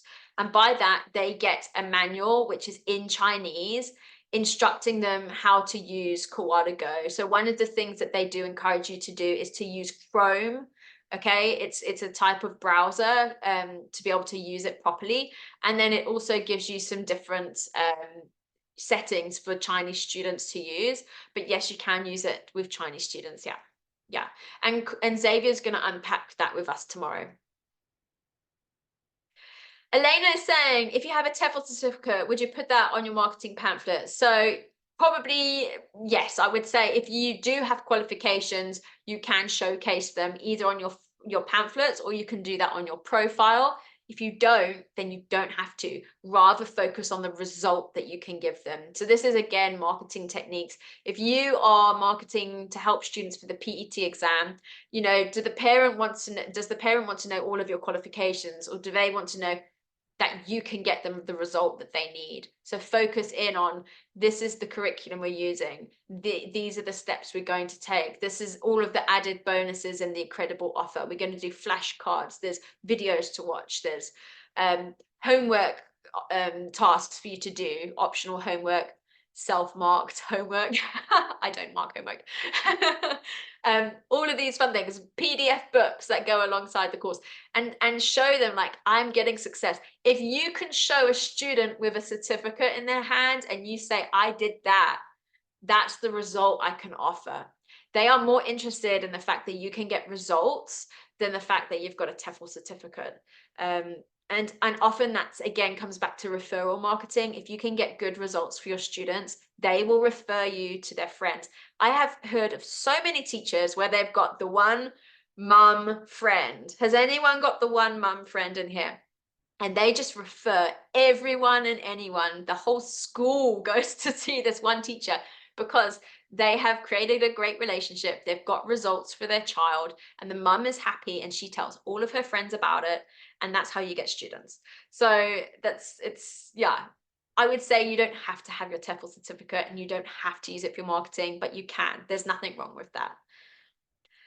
Okay, Brenda's saying Voove doesn't have a remote control. So I have used Voove before, and if you're trying to say like it doesn't have the ability for the child to use your remote control, that is correct, but they do have the ability to write, type, scribble on the screen, all of that. Yeah, they absolutely do. Yeah. All right. Zoom Pro works wonderful in China. Yes, it does. Yeah. Classing can drag and drop. So that's the interactive on EDBSs. Yeah. So Classing can do that. Yeah. Okay. Natalie's asking what a co-browser is. That's okay. I didn't know, probably like a year ago. I was like, what is this thing? Co-browser. Co is obviously two or more. And you both can move the mouse, type on the screen and stuff like that. So you can do that in Zoom with one person. So if I wanted to share my mouse right now, I can actually do that, and I can give my remote control to Brenda. So Brenda, I've got my hands off of the screen. Can you like use my mouse, right? She can literally use my mouse around the screen. You can see it's wiggling around. No hands, right? It's a bit dangerous though, because if you give this to a naughty child and they don't give you back the mouse, then you can be like, what are they doing? And now they're like writing, like, imagine they can go on your social media, they can do anything. Okay, so I'm going to take my mouse back. Thank you, Brenda, for giving me my mouse back. Stop remote control action.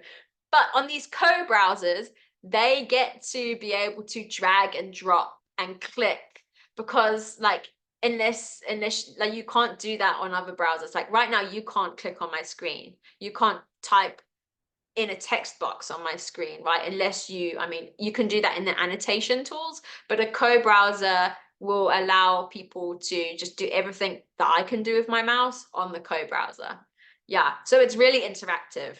The kids can drag and drop things into the right place. They can click on a button, type in it. Like, it's really great. It makes it very impressive to teach with, and parents are often happier. Kids are often happier. Alana, yes, I'm glad that you're happy and you're annotating. Okay, does Koala Go work in China? Yes, I think I've covered that. Okay. Nicole is saying, I use Twinkle. Twinkle's a great resource. You can get it in the UK or the USA. For me, I like to use their UK curriculum because I teach for the 11+ exams. So I do have a VPN, which I use Nord, so that I can then enter the Twinkle, the UK curriculum-based stuff. Otherwise, if you're in America and you try to use Twinkle, it only gives you the American curriculum. If you're in South Africa and you try to use Twinkle, it only gives you South African Twinkle curriculum. So if you want like, if you want the curriculum for those different places, you've got to use a VPN. Okay, Joe. Okay, message me then if you're interested in curriculum course for the 11 plus. I mean, I use Twinkle to create that, and then I put it into my folders. I can just show you what that looks like. And I actually mentioned this in my automations in the 4-week course, because what I do is I put it in folders and then I automate emails so that every week they get a link to these different folders. And then they just got access to it so easy. So I'll just show you what that looks like for me when I've created my own curriculum. I never know what I'm going to show, so hopefully there's no private information. Here's my 11 plus courses. Okay, so I've got comprehension skills, book clubs, comprehension, creative writing, verbal reasoning, SPAG courses, all these fun things. And then you can see I've got maybe five lessons. So each week I'll send them a link to this. So at the beginning of the course, I'll send them the link to, you know, all of my lessons. And then each week I send them this link, which then gets them into my lesson. So these are the things that I'm going to cover in the lesson. It's got a homework task there. So that's how I organize my own courses that I use. You can see these are all Twinkle course materials that I can use. So Twinkle does have an incredible resource. It's very good for the 11 plus exams. So it's focused on the 11 plus exams. So if you're looking to teach 11 plus, I'd say Twinkle is probably a good place to check out. If you're looking to teach ESL students, okay, Twinkle might have some ESL stuff, but I'd say Bridge Academy and the Young Learners curriculum is a lot more comprehensive and interactive and more suitable. So that's just the difference there. Okay. So Christina, does Koala Go work for lessons with students in China? Yes. Yes, it does. Yes. Okay, you do. I would say there's just this video. So I actually got this from Katie. Let me just grab it quickly. Please excuse anything else there, but here we go. Let me just grab. Here we go. This is what you can send to your Chinese students. Okay, so if you're wanting to use Koala Go and you want them to be able to access it, this is a video on Bilibili. It's a Chinese based Chinese social media. It's the same as YouTube. And basically they can watch this video and it explains to them in Chinese how to be able to use the Koala Go to make sure that it works for them. Because if you don't use Chrome as your browser, often you can get, it can be glitchy, like the kids get kicked out of the class and they have to rejoin. So it's really good to be able to send them this beforehand so that they know, okay, this is how you use this co-browser.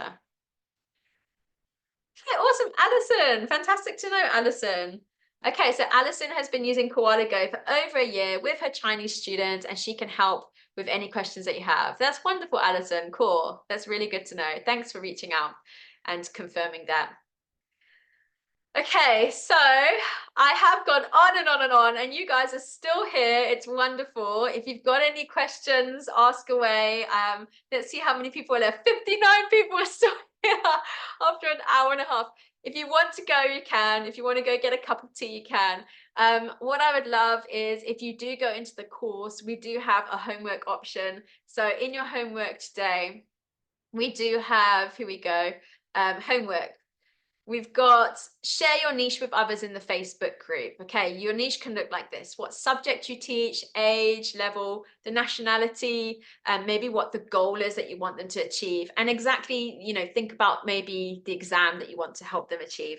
So I am going to just pop this link here in the chat. If you want to go onto the Facebook group and connect with other people, if you want to ask more questions and ask in the Facebook group, do feel free to do that. Okay, I've got one or two more questions. Okay, so Nicole, there is a Facebook group, which is this one here. This is open for anyone. So this is for you to join with the mini course. There is a Facebook group which is for the 4-week challenge. It's for the people who are doing the 4-week challenge and the master course, and I won't be able to accept you into that one, but this one's public, so you can join this one. I hope that answers your question, Nicole. Okay, Annaline is asking, is it necessary for noise blocking headphones? I'll be totally honest and say, I hate them. I hate them with a passion. I don't know how you guys are sitting there for an hour and a half over your ears, your poor little ears. Mine gets terribly sore. I do not have a noise cancelling headphone. So I don't have a dog at home that barks in the background. I'm in a quiet area. And so I taught for many, many years just using the microphone on my laptop. Some companies make it as a requirement to use those noise cancelling headphones, but mine didn't. And in fact, I think I got flagged on it once or twice, and they're like, you should wear headphones. I'm like, I'm not, sorry. As an independent teacher, you can do whatever you like, okay? And to be honest, if your dog starts barking in the background, go and get your dog, show it to the child, and have a thick chat, and it's a wonderful opportunity to like bond together, right? When you're working for a company, you can get fired for doing something like that. That's the difference, right? When you become an independent teacher. I personally, right now, I have decided to use a Yeti nanophone. I don't know if you can see this. Oh. So I use a microphone. It's called a Yeti. I got it on a Black Friday special last year, and it supposedly is noise cancelling. But it's nice. It's far away from me. It picks up good sound. Hopefully, you can all hear me nicely. Yeah, that is the long answer to that short question. Oh, okay, sorry. I will accept you into that one. Sorry, I didn't realize. Okay, it is private, but it's open to everyone. I will do that, Nicole. Thank you. I will do that. Okay. Melissa saying my ears hate me. Poor little ears. Okay, Miguel saying no headphones. He's good with the camera and the microphone on your laptop. Yeah, it works. Nicole shows her husky and that the husky is famous in China. Awesome. That's the joy of it. I was teaching in South Africa and I'd have a troop of monkeys come by my window. It doesn't matter what we were doing. I would drop everything and I would turn my video and we'd watch the monkeys and we'd talk about the monkeys. Then they love you. They're like, oh, teacher Jess has got monkeys in her garden, and I'd tell them how naughty they were. They would steal my rusks and my bread and my eggs. Yeah. Neil says it's my kids who are barking in the background. My 6-year-old walked into my lesson this morning, came right up to me and says, Mum, can you help me with my collar? And I'm like, yes, come here. And I'm like, that's my lesson. But I've had it, my 2-year-old has walked in on a big group lesson before, marched up to me, up, mum, I haven't locked the door. And I pick her up and I show her and everyone's like, oh, 2-year-old, how cute. And I get her to wave and I'm like, okay, go back to dad. Okay. Oh, Alana is saying it took a while for her to find some mostly comfy headphones. So Alana, why don't you share with us what brand have you got there? It's always good to hear. In fact, I have been asked, by the way, one of the questions that the teachers are asking me to do this year is to do some research on the hardware to use. So Alana, if you can message me and say what brand, I would love to, recommend a good brand of comfortable headphones. I'll probably put my microphone on that list as well. A gamer headphone, yeah. So I actually used one and it had a soft pad up here and soft ears, but I just hated it. It's like, ah. And take in mind, if you teach for a lot of time, so I teach about 2 hours in the morning with my Chinese kids, and then I have a little break, and then I teach about 2, sometimes 3 hours with my British kids. It's a lot of time that you're wearing headphones. Grant, I totally agree. To be real in your class, don't be afraid to be yourself. The kids love it. You build relationships that way. You're not a robot. You're talking about English stuff. Okay, guys, I had the craziest experience happen to me on Friday, and I based my whole lesson plan around it this morning. Some of you are friends with me on Facebook, so if you want to write it in the chat, guess what happened to me on Friday? Okay, we're gonna go off key here because it's been an hour and a half and you guys are still here. Guess what happened to me on Friday? You will not believe it. Guys, you cannot believe this. This is the view from my balcony. This is what happened to me on Friday. And I know it's a bit scary, but I showed my kids this. This is outside of my house on Friday. We had a tornado outside of my house. We were eating supper and a tornado goes past my living room window, and it does that. It like trashes the whole neighborhood in front of us. The lights go out. We're eating dinner, and I'm like, and it went from like amazing to being like, there's a tornado. I've never seen one before. It's phenomenal, to like these power sparks. And I'm like, I'm going to grab the kids and I'm going to throw them in the bath and hopefully we'll be fine. It was crazy. So my whole lesson this morning, I used Twee. I don't know if you haven't used Twee, guys. Like I had these kids this morning. They do not speak English very confidently. They were actually the ones I was thinking about when I was trying to get them to talk. Twee is an amazing AI tool. I use it all the time for my kids. And you can try it for free. Just look at what we did. So I actually, there's these tools I used to use dialogue. So this is what I did this morning. You can see 3 hours ago with my kids. Yes, I taught Chinese kids this morning and then I met with you. So Ellie and Fanta are my kids in the lesson who I was teaching. We were eating dinner when they saw a tornado outside. So I talked about the topic and then I get them to do vocabulary, a dialogue, right? So this is the dialogue that they had to then have a conversation. This is all created through AI in seconds, not even seconds. Then after this, we can then say, okay, well, let's create discussion questions. So then I did discussion questions with them. You know, you can do creative writing. So we ended the lesson with writing a letter to each other. Ellie wrote a letter to Fanta. Fanta wrote a letter to Ellie talking about tornadoes and how they survived a tornado. So this is like the type of fun stuff that I might pull up every now and then. You know, it's pretty fun. Be yourself. Invite, like, be personable. Tell them about your life. Tell them about your kids. Ask them about their lives. If you can't get a child to speak, just ask them about like their pets. Ask them about their friends. What do they like to do? So, I mean, last week, Ellie and Fanta talked to me about they went to an aquarium. So they had a dialogue of them going to an aquarium. We talked about aquariums the whole lesson. And because they're talking about themselves and their own experiences, they'll talk so much more. Yeah. Okay, yeah, Brenda, I saw Twee has started limiting a few things. So I did quite a few things this morning and then they did limit it. But it's a fun icebreaker, especially if you've got kids that don't talk. Like these two, I do these dialogues all the time with them.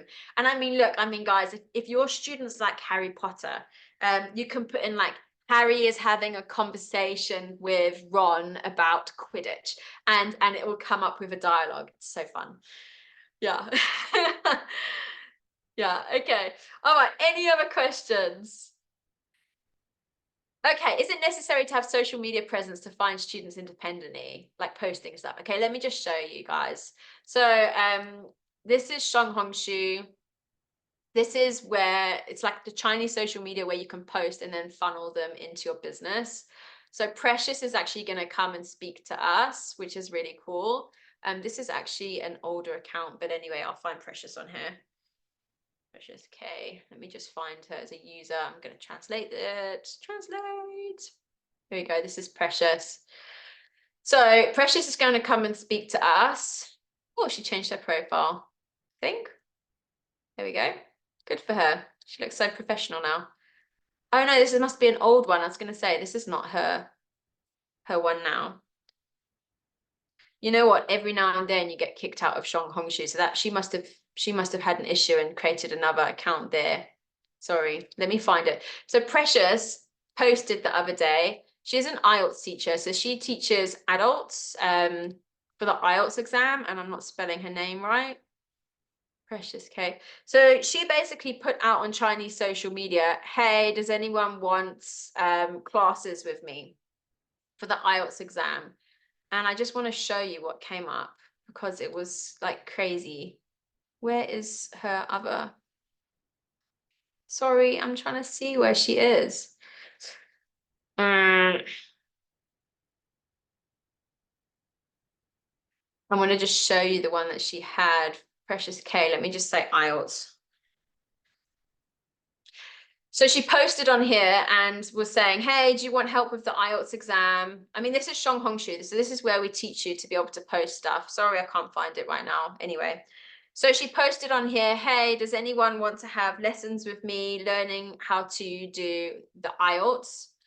Let me just see if I can find it. This is her here. And I just want to show you the responses she got. So this is one that I would say went viral, and you can use paid advertising as well. So this is the post here. Can I help you improve your English? I've got 12 years of teaching experience. Do you want to improve your IELTS speaking or general English? And then she's got those hashtags. Again, the IELTS hashtags are really important for people to be able to find you. And this one blew up. She got 981 comments. And they are people saying, I want you to help me improve my English. Can you help me? I need your help. I need your help. I need your help. She also gets messages from these people to say, hey, like, can I have classes from you? And then she can message them in WeChat and nurture them and help them to find students. So Precious is actually going to be sharing with us in the 4-week challenge about her journey in Shanghongshu, because she's doing really well. She's from Zambia. She's doing so well finding students privately. But again, like you've got to be posting on Chinese social media to be able to get yourself out there so that people can approach you and you can organize classes with them. For me, I've typically used WeChat groups a lot more than Shanghongshu. I have to log in to do this. So in my WeChat groups, I would post in like 50 different groups, and I would post, maybe twice a week. Some groups are a bit iffy. They don't want you to post more than once a week. Let me just scan this to get in. And then you just post and post and post in there. Yes, I'm confirming my login on my phone. Sorry. So then if you just post and you get your word out, get yourself out there, it's how people find you. Not sure why this is not letting me in today. Log in, yes. Log in on my phone, yes. Come. Here it is, log in. So I'm going to just show you my account here. This is WeChat. So these are the 2 social media accounts that I am teaching people how to use as a funnel to find students, especially in China, because it's Chinese social media. In China, they've got something called the Great Chinese Firewall, where it doesn't allow Chinese people to go onto Western social media unless they have a VPN like I use. So these are like all of the groups that I would post in: ESL teachers, teachers only, ESL teachers, British accent teachers, learning English. So then if I wanted to post, something about my services, there's a lot of students in here, I would post in here and get them, if I had a lead magnet, I'd get them to join my own personal group. I have my own groups where they're private, and then people can join those and I nurture them. That's when I would say, I've got a free trial class, come and join my free trial class at the beginning of my course. They can join that. So yeah, these are all the WeChat groups that I'm in. And yeah, it's very exciting to be able to post in 50 different places. I have been doing this for a while, but you can start on Shanghongshu like Precious and just throw yourself out there, get messages. So I'm not saying it's totally easy and it's glitch free. Chinese social media can be really hard to navigate, but you can get the tools and the expertise that you need to figure this out. The other thing is on Facebook, like I said, in those Facebook groups, being able to connect with people. I use a particular Facebook group, and I'm going to also do this on the 4-week challenge. My Facebook group is called, so for the 11 plus, I just want to show you grammar entrance exams. Let me just show you the big Facebook group that I find a lot of my students in for the 11 plus exams. Just showing you, the success that you can get if you are posting in Chinese social media. It's because I'm posting here as a person and not from my profile. Sorry about that. Okay. Your content. I'm so sorry, it's glitching out today. Nah, I'll have to pull that up later. But basically from I Teach, this is you know what, it's because I'm in my wrong one. Hang on. The 11 plus companion course. Is it this one? Let me just do this, because that's probably why it's not letting me see my content. No, I'm sorry. Whenever I'm put on the spot like this, it goes glitchy. No, let's just see. So anyway, oh, here we go. Published posts. Yes, thank you. I was put on the spot there for a second. I was like, where is this thing? All right, I want to show you one of my first lead magnets. All right, so I posted this in a Facebook group. It doesn't belong to me. And this is what I wrote. I said, I've got some wonderful resources such as past papers, vocabulary building worksheets, printouts, character traits. Let me know if you'd like me to share them with you. If you want to send me anything in exchange, I'd appreciate it, but it's not necessary. They're all free resources I've collected. So it won't be anything that's copyrighted. Make sure you cover yourself with that, okay?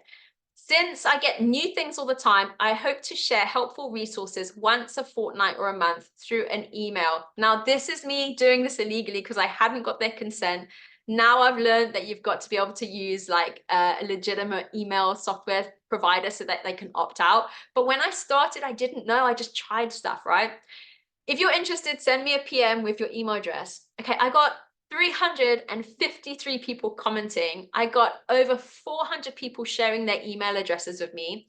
And what I did is I just got helpful content. I sent it to them once a fortnight.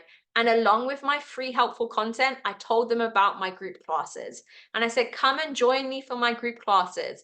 Okay, come and join me for the start of this, for the start of that. I'm running a half-term group class. So then, you know, they were able to join me for that. And I mean, you can see just all of these comments, it just went crazy. They're interested, I'm interested, I'm interested. Here's my email. So I collected a whole spreadsheet of all of their emails. So now, you know, in the 4-week challenge, I talk about doing a lead magnet like this, using a service provider like MailChimp, ManyChat, there's a few out there, so that you can collect their emails, you can nurture them through emails, and then you can invite them to, you know, different things. So, I mean, for me, let's just have a look at some of my other content that I've published out here. So I'm publishing a lot. I'm sending things out a lot. Okay, so I send different things. You can see this is me advertising for my group lessons. It's £25 a class. Okay, if I get 4 kids in a class, that's £100 for a class. These are my lesson times and dates. Okay, I only teach on Monday, Tuesdays, and Wednesdays. And I'm able to earn $5,000 a month doing that. And then I say what spaces I've got. Some of them, like I'll say if it's full, you know, also just shows that, you know, I've got a full class. If I haven't got anyone, I'll say, okay, I've got this time slot available. I haven't put that I've got my TEFL certificate, but I do put my qualifications here. That's just something that you can do as well. But I'm not advertising for one-on-one lessons here. I'm advertising for group lessons, and this is something you also need to do. Okay, so those are just some of them. Here's a book club that I did, 5-week book club, covering all of these different things. And you can see I've said full. So I'm saying like, hey, my services are limited. If you want to join these group classes, you know, get in there now.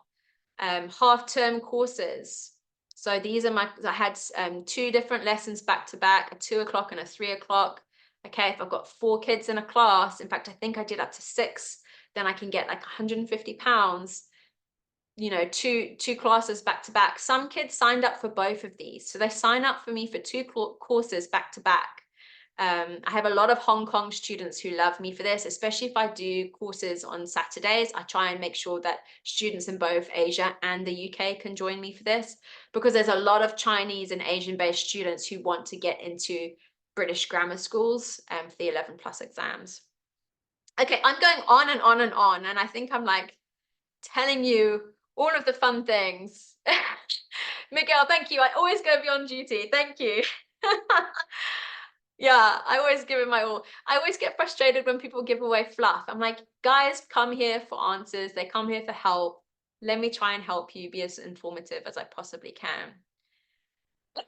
Got too many. Go Rounds just said, I've got too many tabs open. My husband always tells me, he says he has a heart attack when he sees how many tabs I have open. Okay, awesome. So Nicole, you're showing a little bit of how you post. I can see that. And you're sharing, can anyone help me to solve this question? Great, that's awesome. It's a good way to collaborate. And again, in the 4-week challenge, I talk about doing engaging posts, because in things like Facebook, you've got to get engagements. You've got to get people to like and comment. And the more people who do that, the more people see your post. So these are all skills that I also teach in the 4-week course. Yeah. All right. So we've still got so many people here. Oh my goodness. Any other questions? I mean, I'm just like, I'm here for forever, you know? If you want to go and get a cup of tea, you can. What ages are children who take the A2 generally? Okay, can children in the UK take them? Yeah, so children in the UK can take them.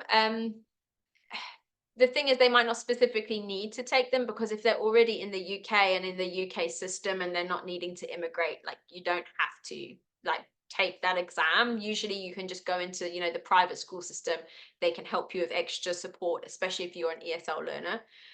But typically kids who are taking the A2 key exams, I mean, I showed that Canva template. I believe it can be anywhere from about, I would say, 8 to 10. And it's tricky because everyone has got different English levels. Like, you can have a 6-year-old who is fluent in English and you can have an 11-year-old who isn't, and their levels can be swapped, you know. So sometimes it is hard, because I'll have like a PET exam and I'll teach the Reading Explorer, and I have got like a 6-year-old who's fluent in English. Maybe their reading isn't that great, but they're speaking really well. And I've got like maybe a 10 or an 11-year-old learning with those 6-year-olds, because they're on the same English level, learning for the same exams. It's a bit tricky. So then, you know, there could be any age. It's really, when you're learning for those exams, it's an English level that you are grouping them around together. Yeah, Brenda's saying she's got a 4-year-old who teaches grade 1 and grade 2. Okay, someone's asking the Icon exam as a niche. You'll have to fill me in. I'll be honest, I don't know every single exam out there. I come across new ones all the time, but we can go have a look at it. Okay, let's have a look. So my first place would maybe be Z Library. Have a look in there.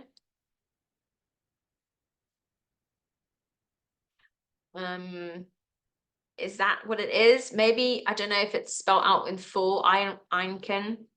And again, if it's one that's usually taught for foreign students, okay, it's Japanese. Okay, awesome. Let's have a look on Strong Hongshu as well, because sometimes I'll see on Strong Hongshu, I'll put something in, and there we go. Let's have a look. All.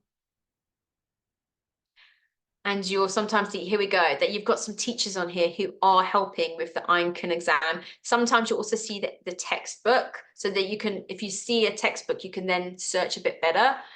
So here we go, Einken study classes. So it looks like Carla is an independent teacher teaching this. Obviously, these are in Japanese. I have no idea. She says she's from VIP Kids Einken. So what I would do is I could be sneaky and just message Carla and message her and say, hey, Carla, I'm an independent teacher. I've been asked by a student to teach for the Einken exams. Would you mind being able to share your curriculum with me? That is one way that you could get hold of curriculum. Otherwise, oh, look at this. I want to show you this lady. She's who was the chemistry teacher earlier, or the biology teacher? I'm just going to refresh this. This lady here, she teaches at university levels for science. She earns like good money doing that. You can see she even lists out how much she gets.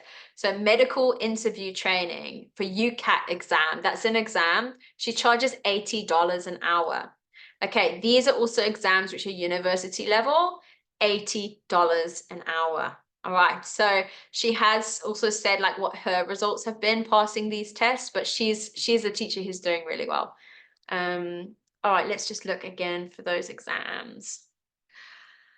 I would probably ask those teachers. The other thing is you can Google it. You can look on Amazon. Let's have a go. It's a proficiency test. It's different from TOEIC, which is a universal test. Okay, it measures reading, listening skills, and writing skills. So I'd probably have to look into this test first, because I'll be honest, I haven't looked into this one. You might find like a website, which again, you can maybe translate, or it's in English. preparing for Einken, and then you just have to find out, okay, well, which book to use, what curriculum to use, right? Einken test and practical in English proficiency. It's mostly speaking test in an interview form. Reading a comprehension test, listening and writing. So again, reading, writing, listening and speaking, it does come back to those sections of English. Other proficiency tests, okay, so you could say it might be similar to TOEIC or TOEFL. Sorry, I'd have to do some more research on that. The other thing is ask the parents, do you have a hard copy book and can you find a PDF book for me to use? Because sometimes the parents can get hold of that. There are Chinese-based places like Amazon where you can find that. I can actually get those and share them with you. I'll see if I can find that quickly. The names of like the Amazon equivalents in Asia, more specifically in China, but I think in Asia. But again, like asking other teachers who are teaching that subject, Googling and getting more research, asking the parents who are asking about that exam. I'm just going to get those links for you for, let me just grab those quick. Right, concerns. Okay, I'm just going to tell you where you can get those places. Here we go. These are the names of the places that you can find.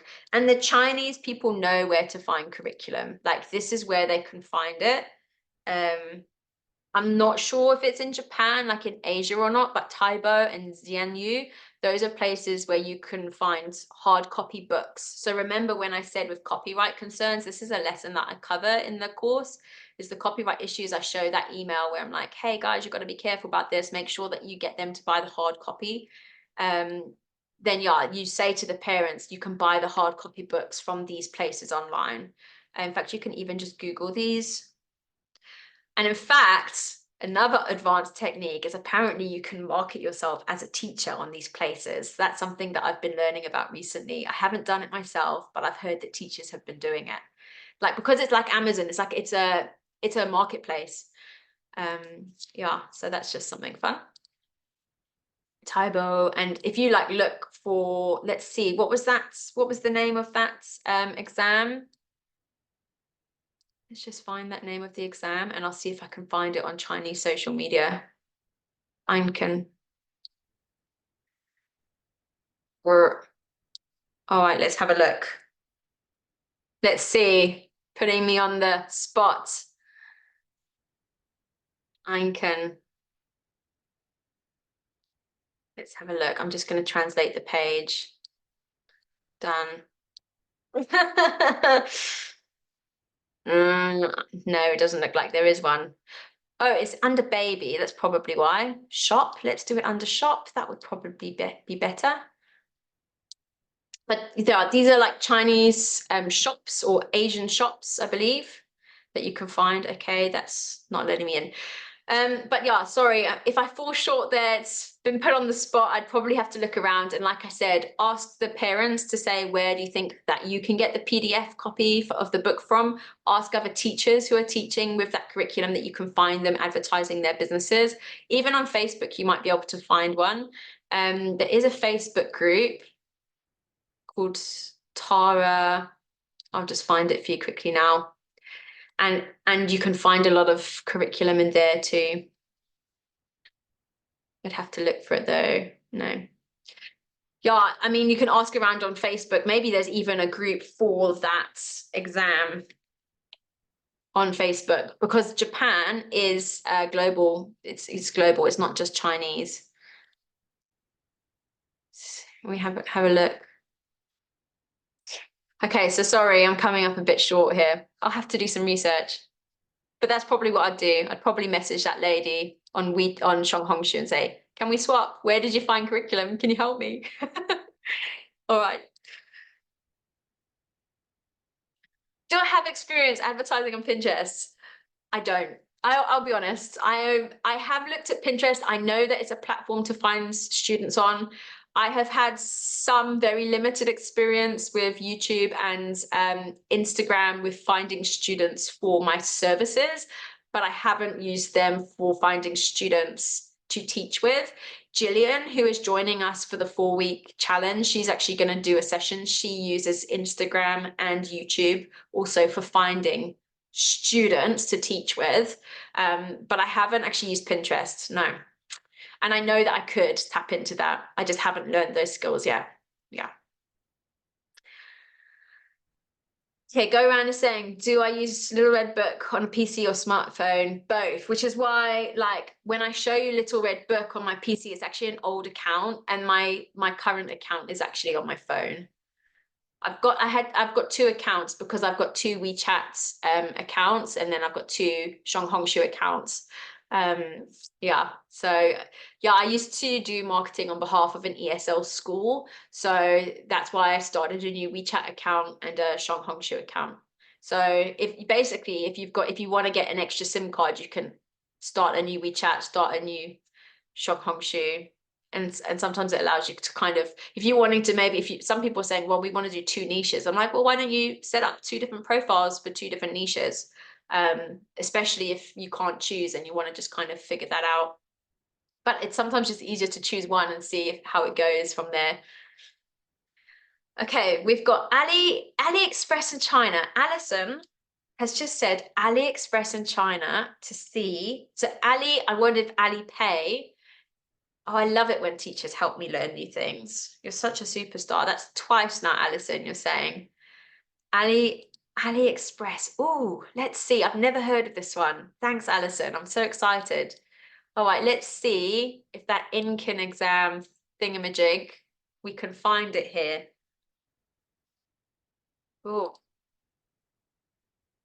let's see. Alison gets 10 out of 10 if it does. Let's see. Incan exam. I don't know what I would say. Books. Yeah, I've hit a stump here. But that's good. You know what I'm going to do, Alison? I'm going to add that because I bet if we put in like Reach Higher, which is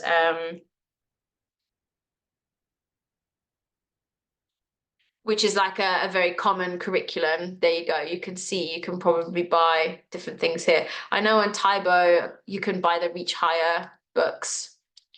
Taibo and the other one that I was telling you about.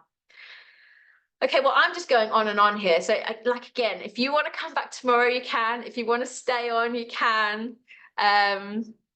Okay, Alison, Oxford Discover is on there and it's much cheaper than in the US. Really great to hear. Thanks so much, Alison, for that. So Oxford Discover is a very popular niche curriculum. I'd say Oxford Discover, I think, is it levels 1 to 6, Alison? And I think, you know, that's in line with the starters, movers, flyers, KET exams. I'm not sure it goes up to B1 level for the PET exams, but it's a really good curriculum. I've used it before with one student.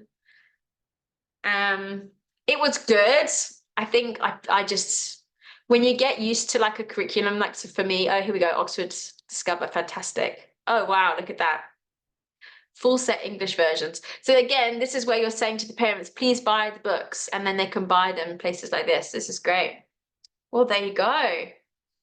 Awesome. I'm going to add this to my course. Thank you, Alison. Gold star goes to you.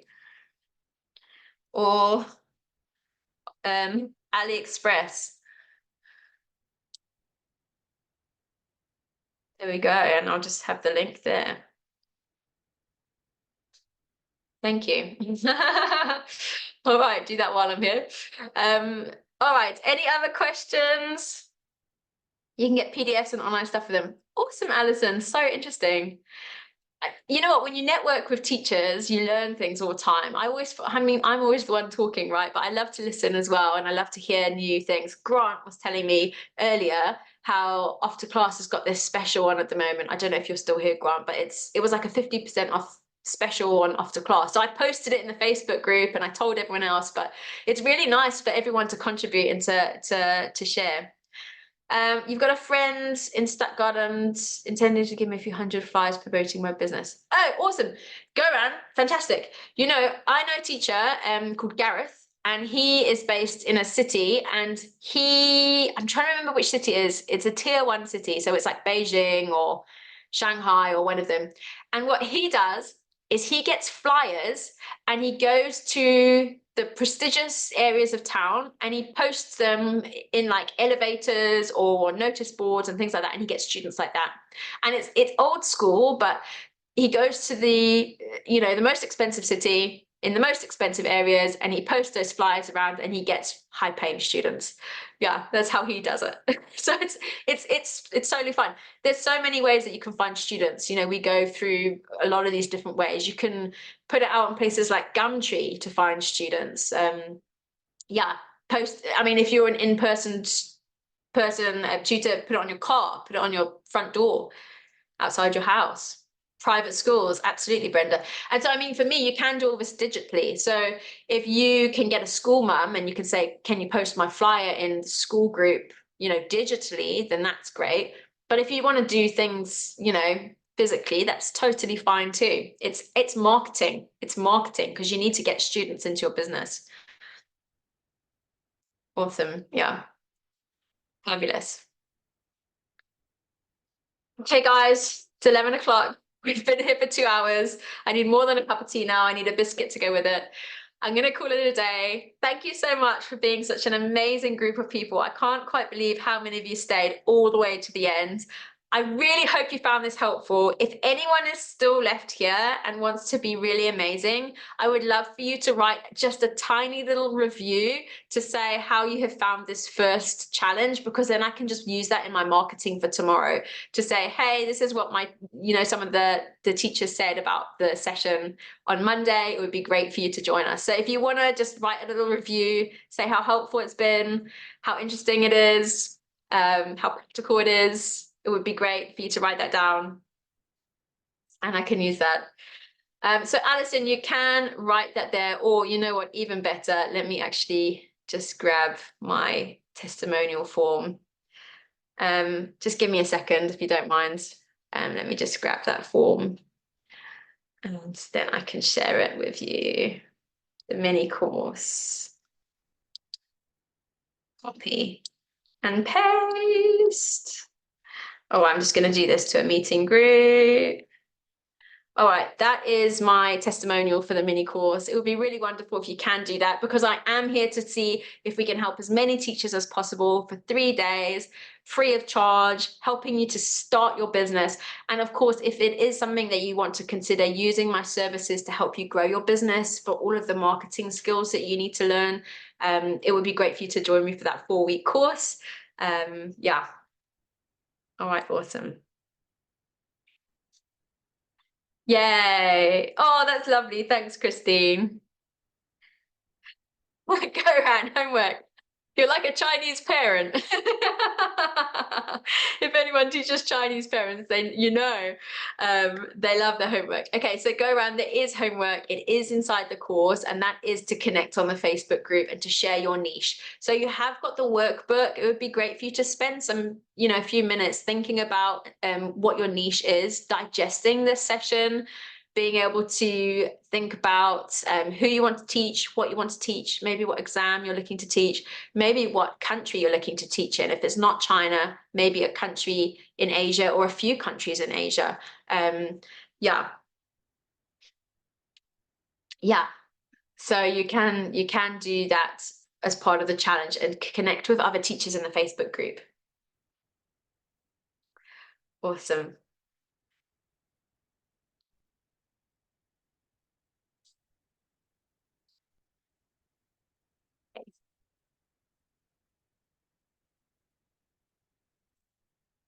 Dealing a review here. Okay, thank you so much, everyone. I hope you have a wonderful day. I'm really looking forward to seeing you guys come back tomorrow. Thanks, Christine, for a nice little testimonial. I'll write that down. And I will see you all tomorrow for Koala Go. Don't forget to register. I will send you an email to remind you, because then you'll be able to access Xavier's classroom. He's hosting it on his platform tomorrow. But it would be great to have you all join us there and learn about Koala Go. I must say it's really exciting. I've been using it with my students. They love it. They love the classroom. They love the interaction. They love being able to use the Abridge Academy and the Young Learners curriculum in there to drag and drop things around. So it is really exciting. Ooh, Goran, just a tip for screenshots, use light shot. It's a bit faster. I love this advice. I thought I was coming to share with you today, and Goran and Alison are sharing with me.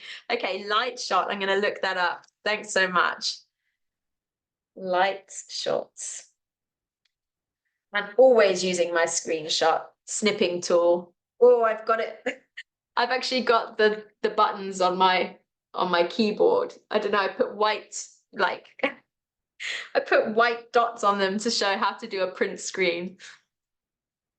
Okay, Zoom now takes group photos as well. Should we have a group photo? Is that a request, Brenda? If anyone wants to stay on for a group photo, then let's have a group photo. We'll put it in the Facebook group and say, these are the crazy people who stayed for 2 hours and 13 minutes to listen to Jess. All right, should we do a group photo? Yay, and I can see some of you are here. I can see Grant, you've still stayed. Hello, Grant, it's good to see you. Okay, group photo, guys. Do your hair up, make sure you're looking pretty. Yes. Okay, let's do a group photo. If anyone else wants to turn their video on, they can. If you don't want to, that's totally fine. Okay, are you ready? I'm gonna do a screen share on the count of 3. So smile. 1, 2, 3. Awesome, thanks everyone. Okay, great way to end the lesson, and I'll see you all tomorrow. Cheers, everyone. Cheers, cheers. Bye, bye, bye, bye. Bye, bye, bye. Bye.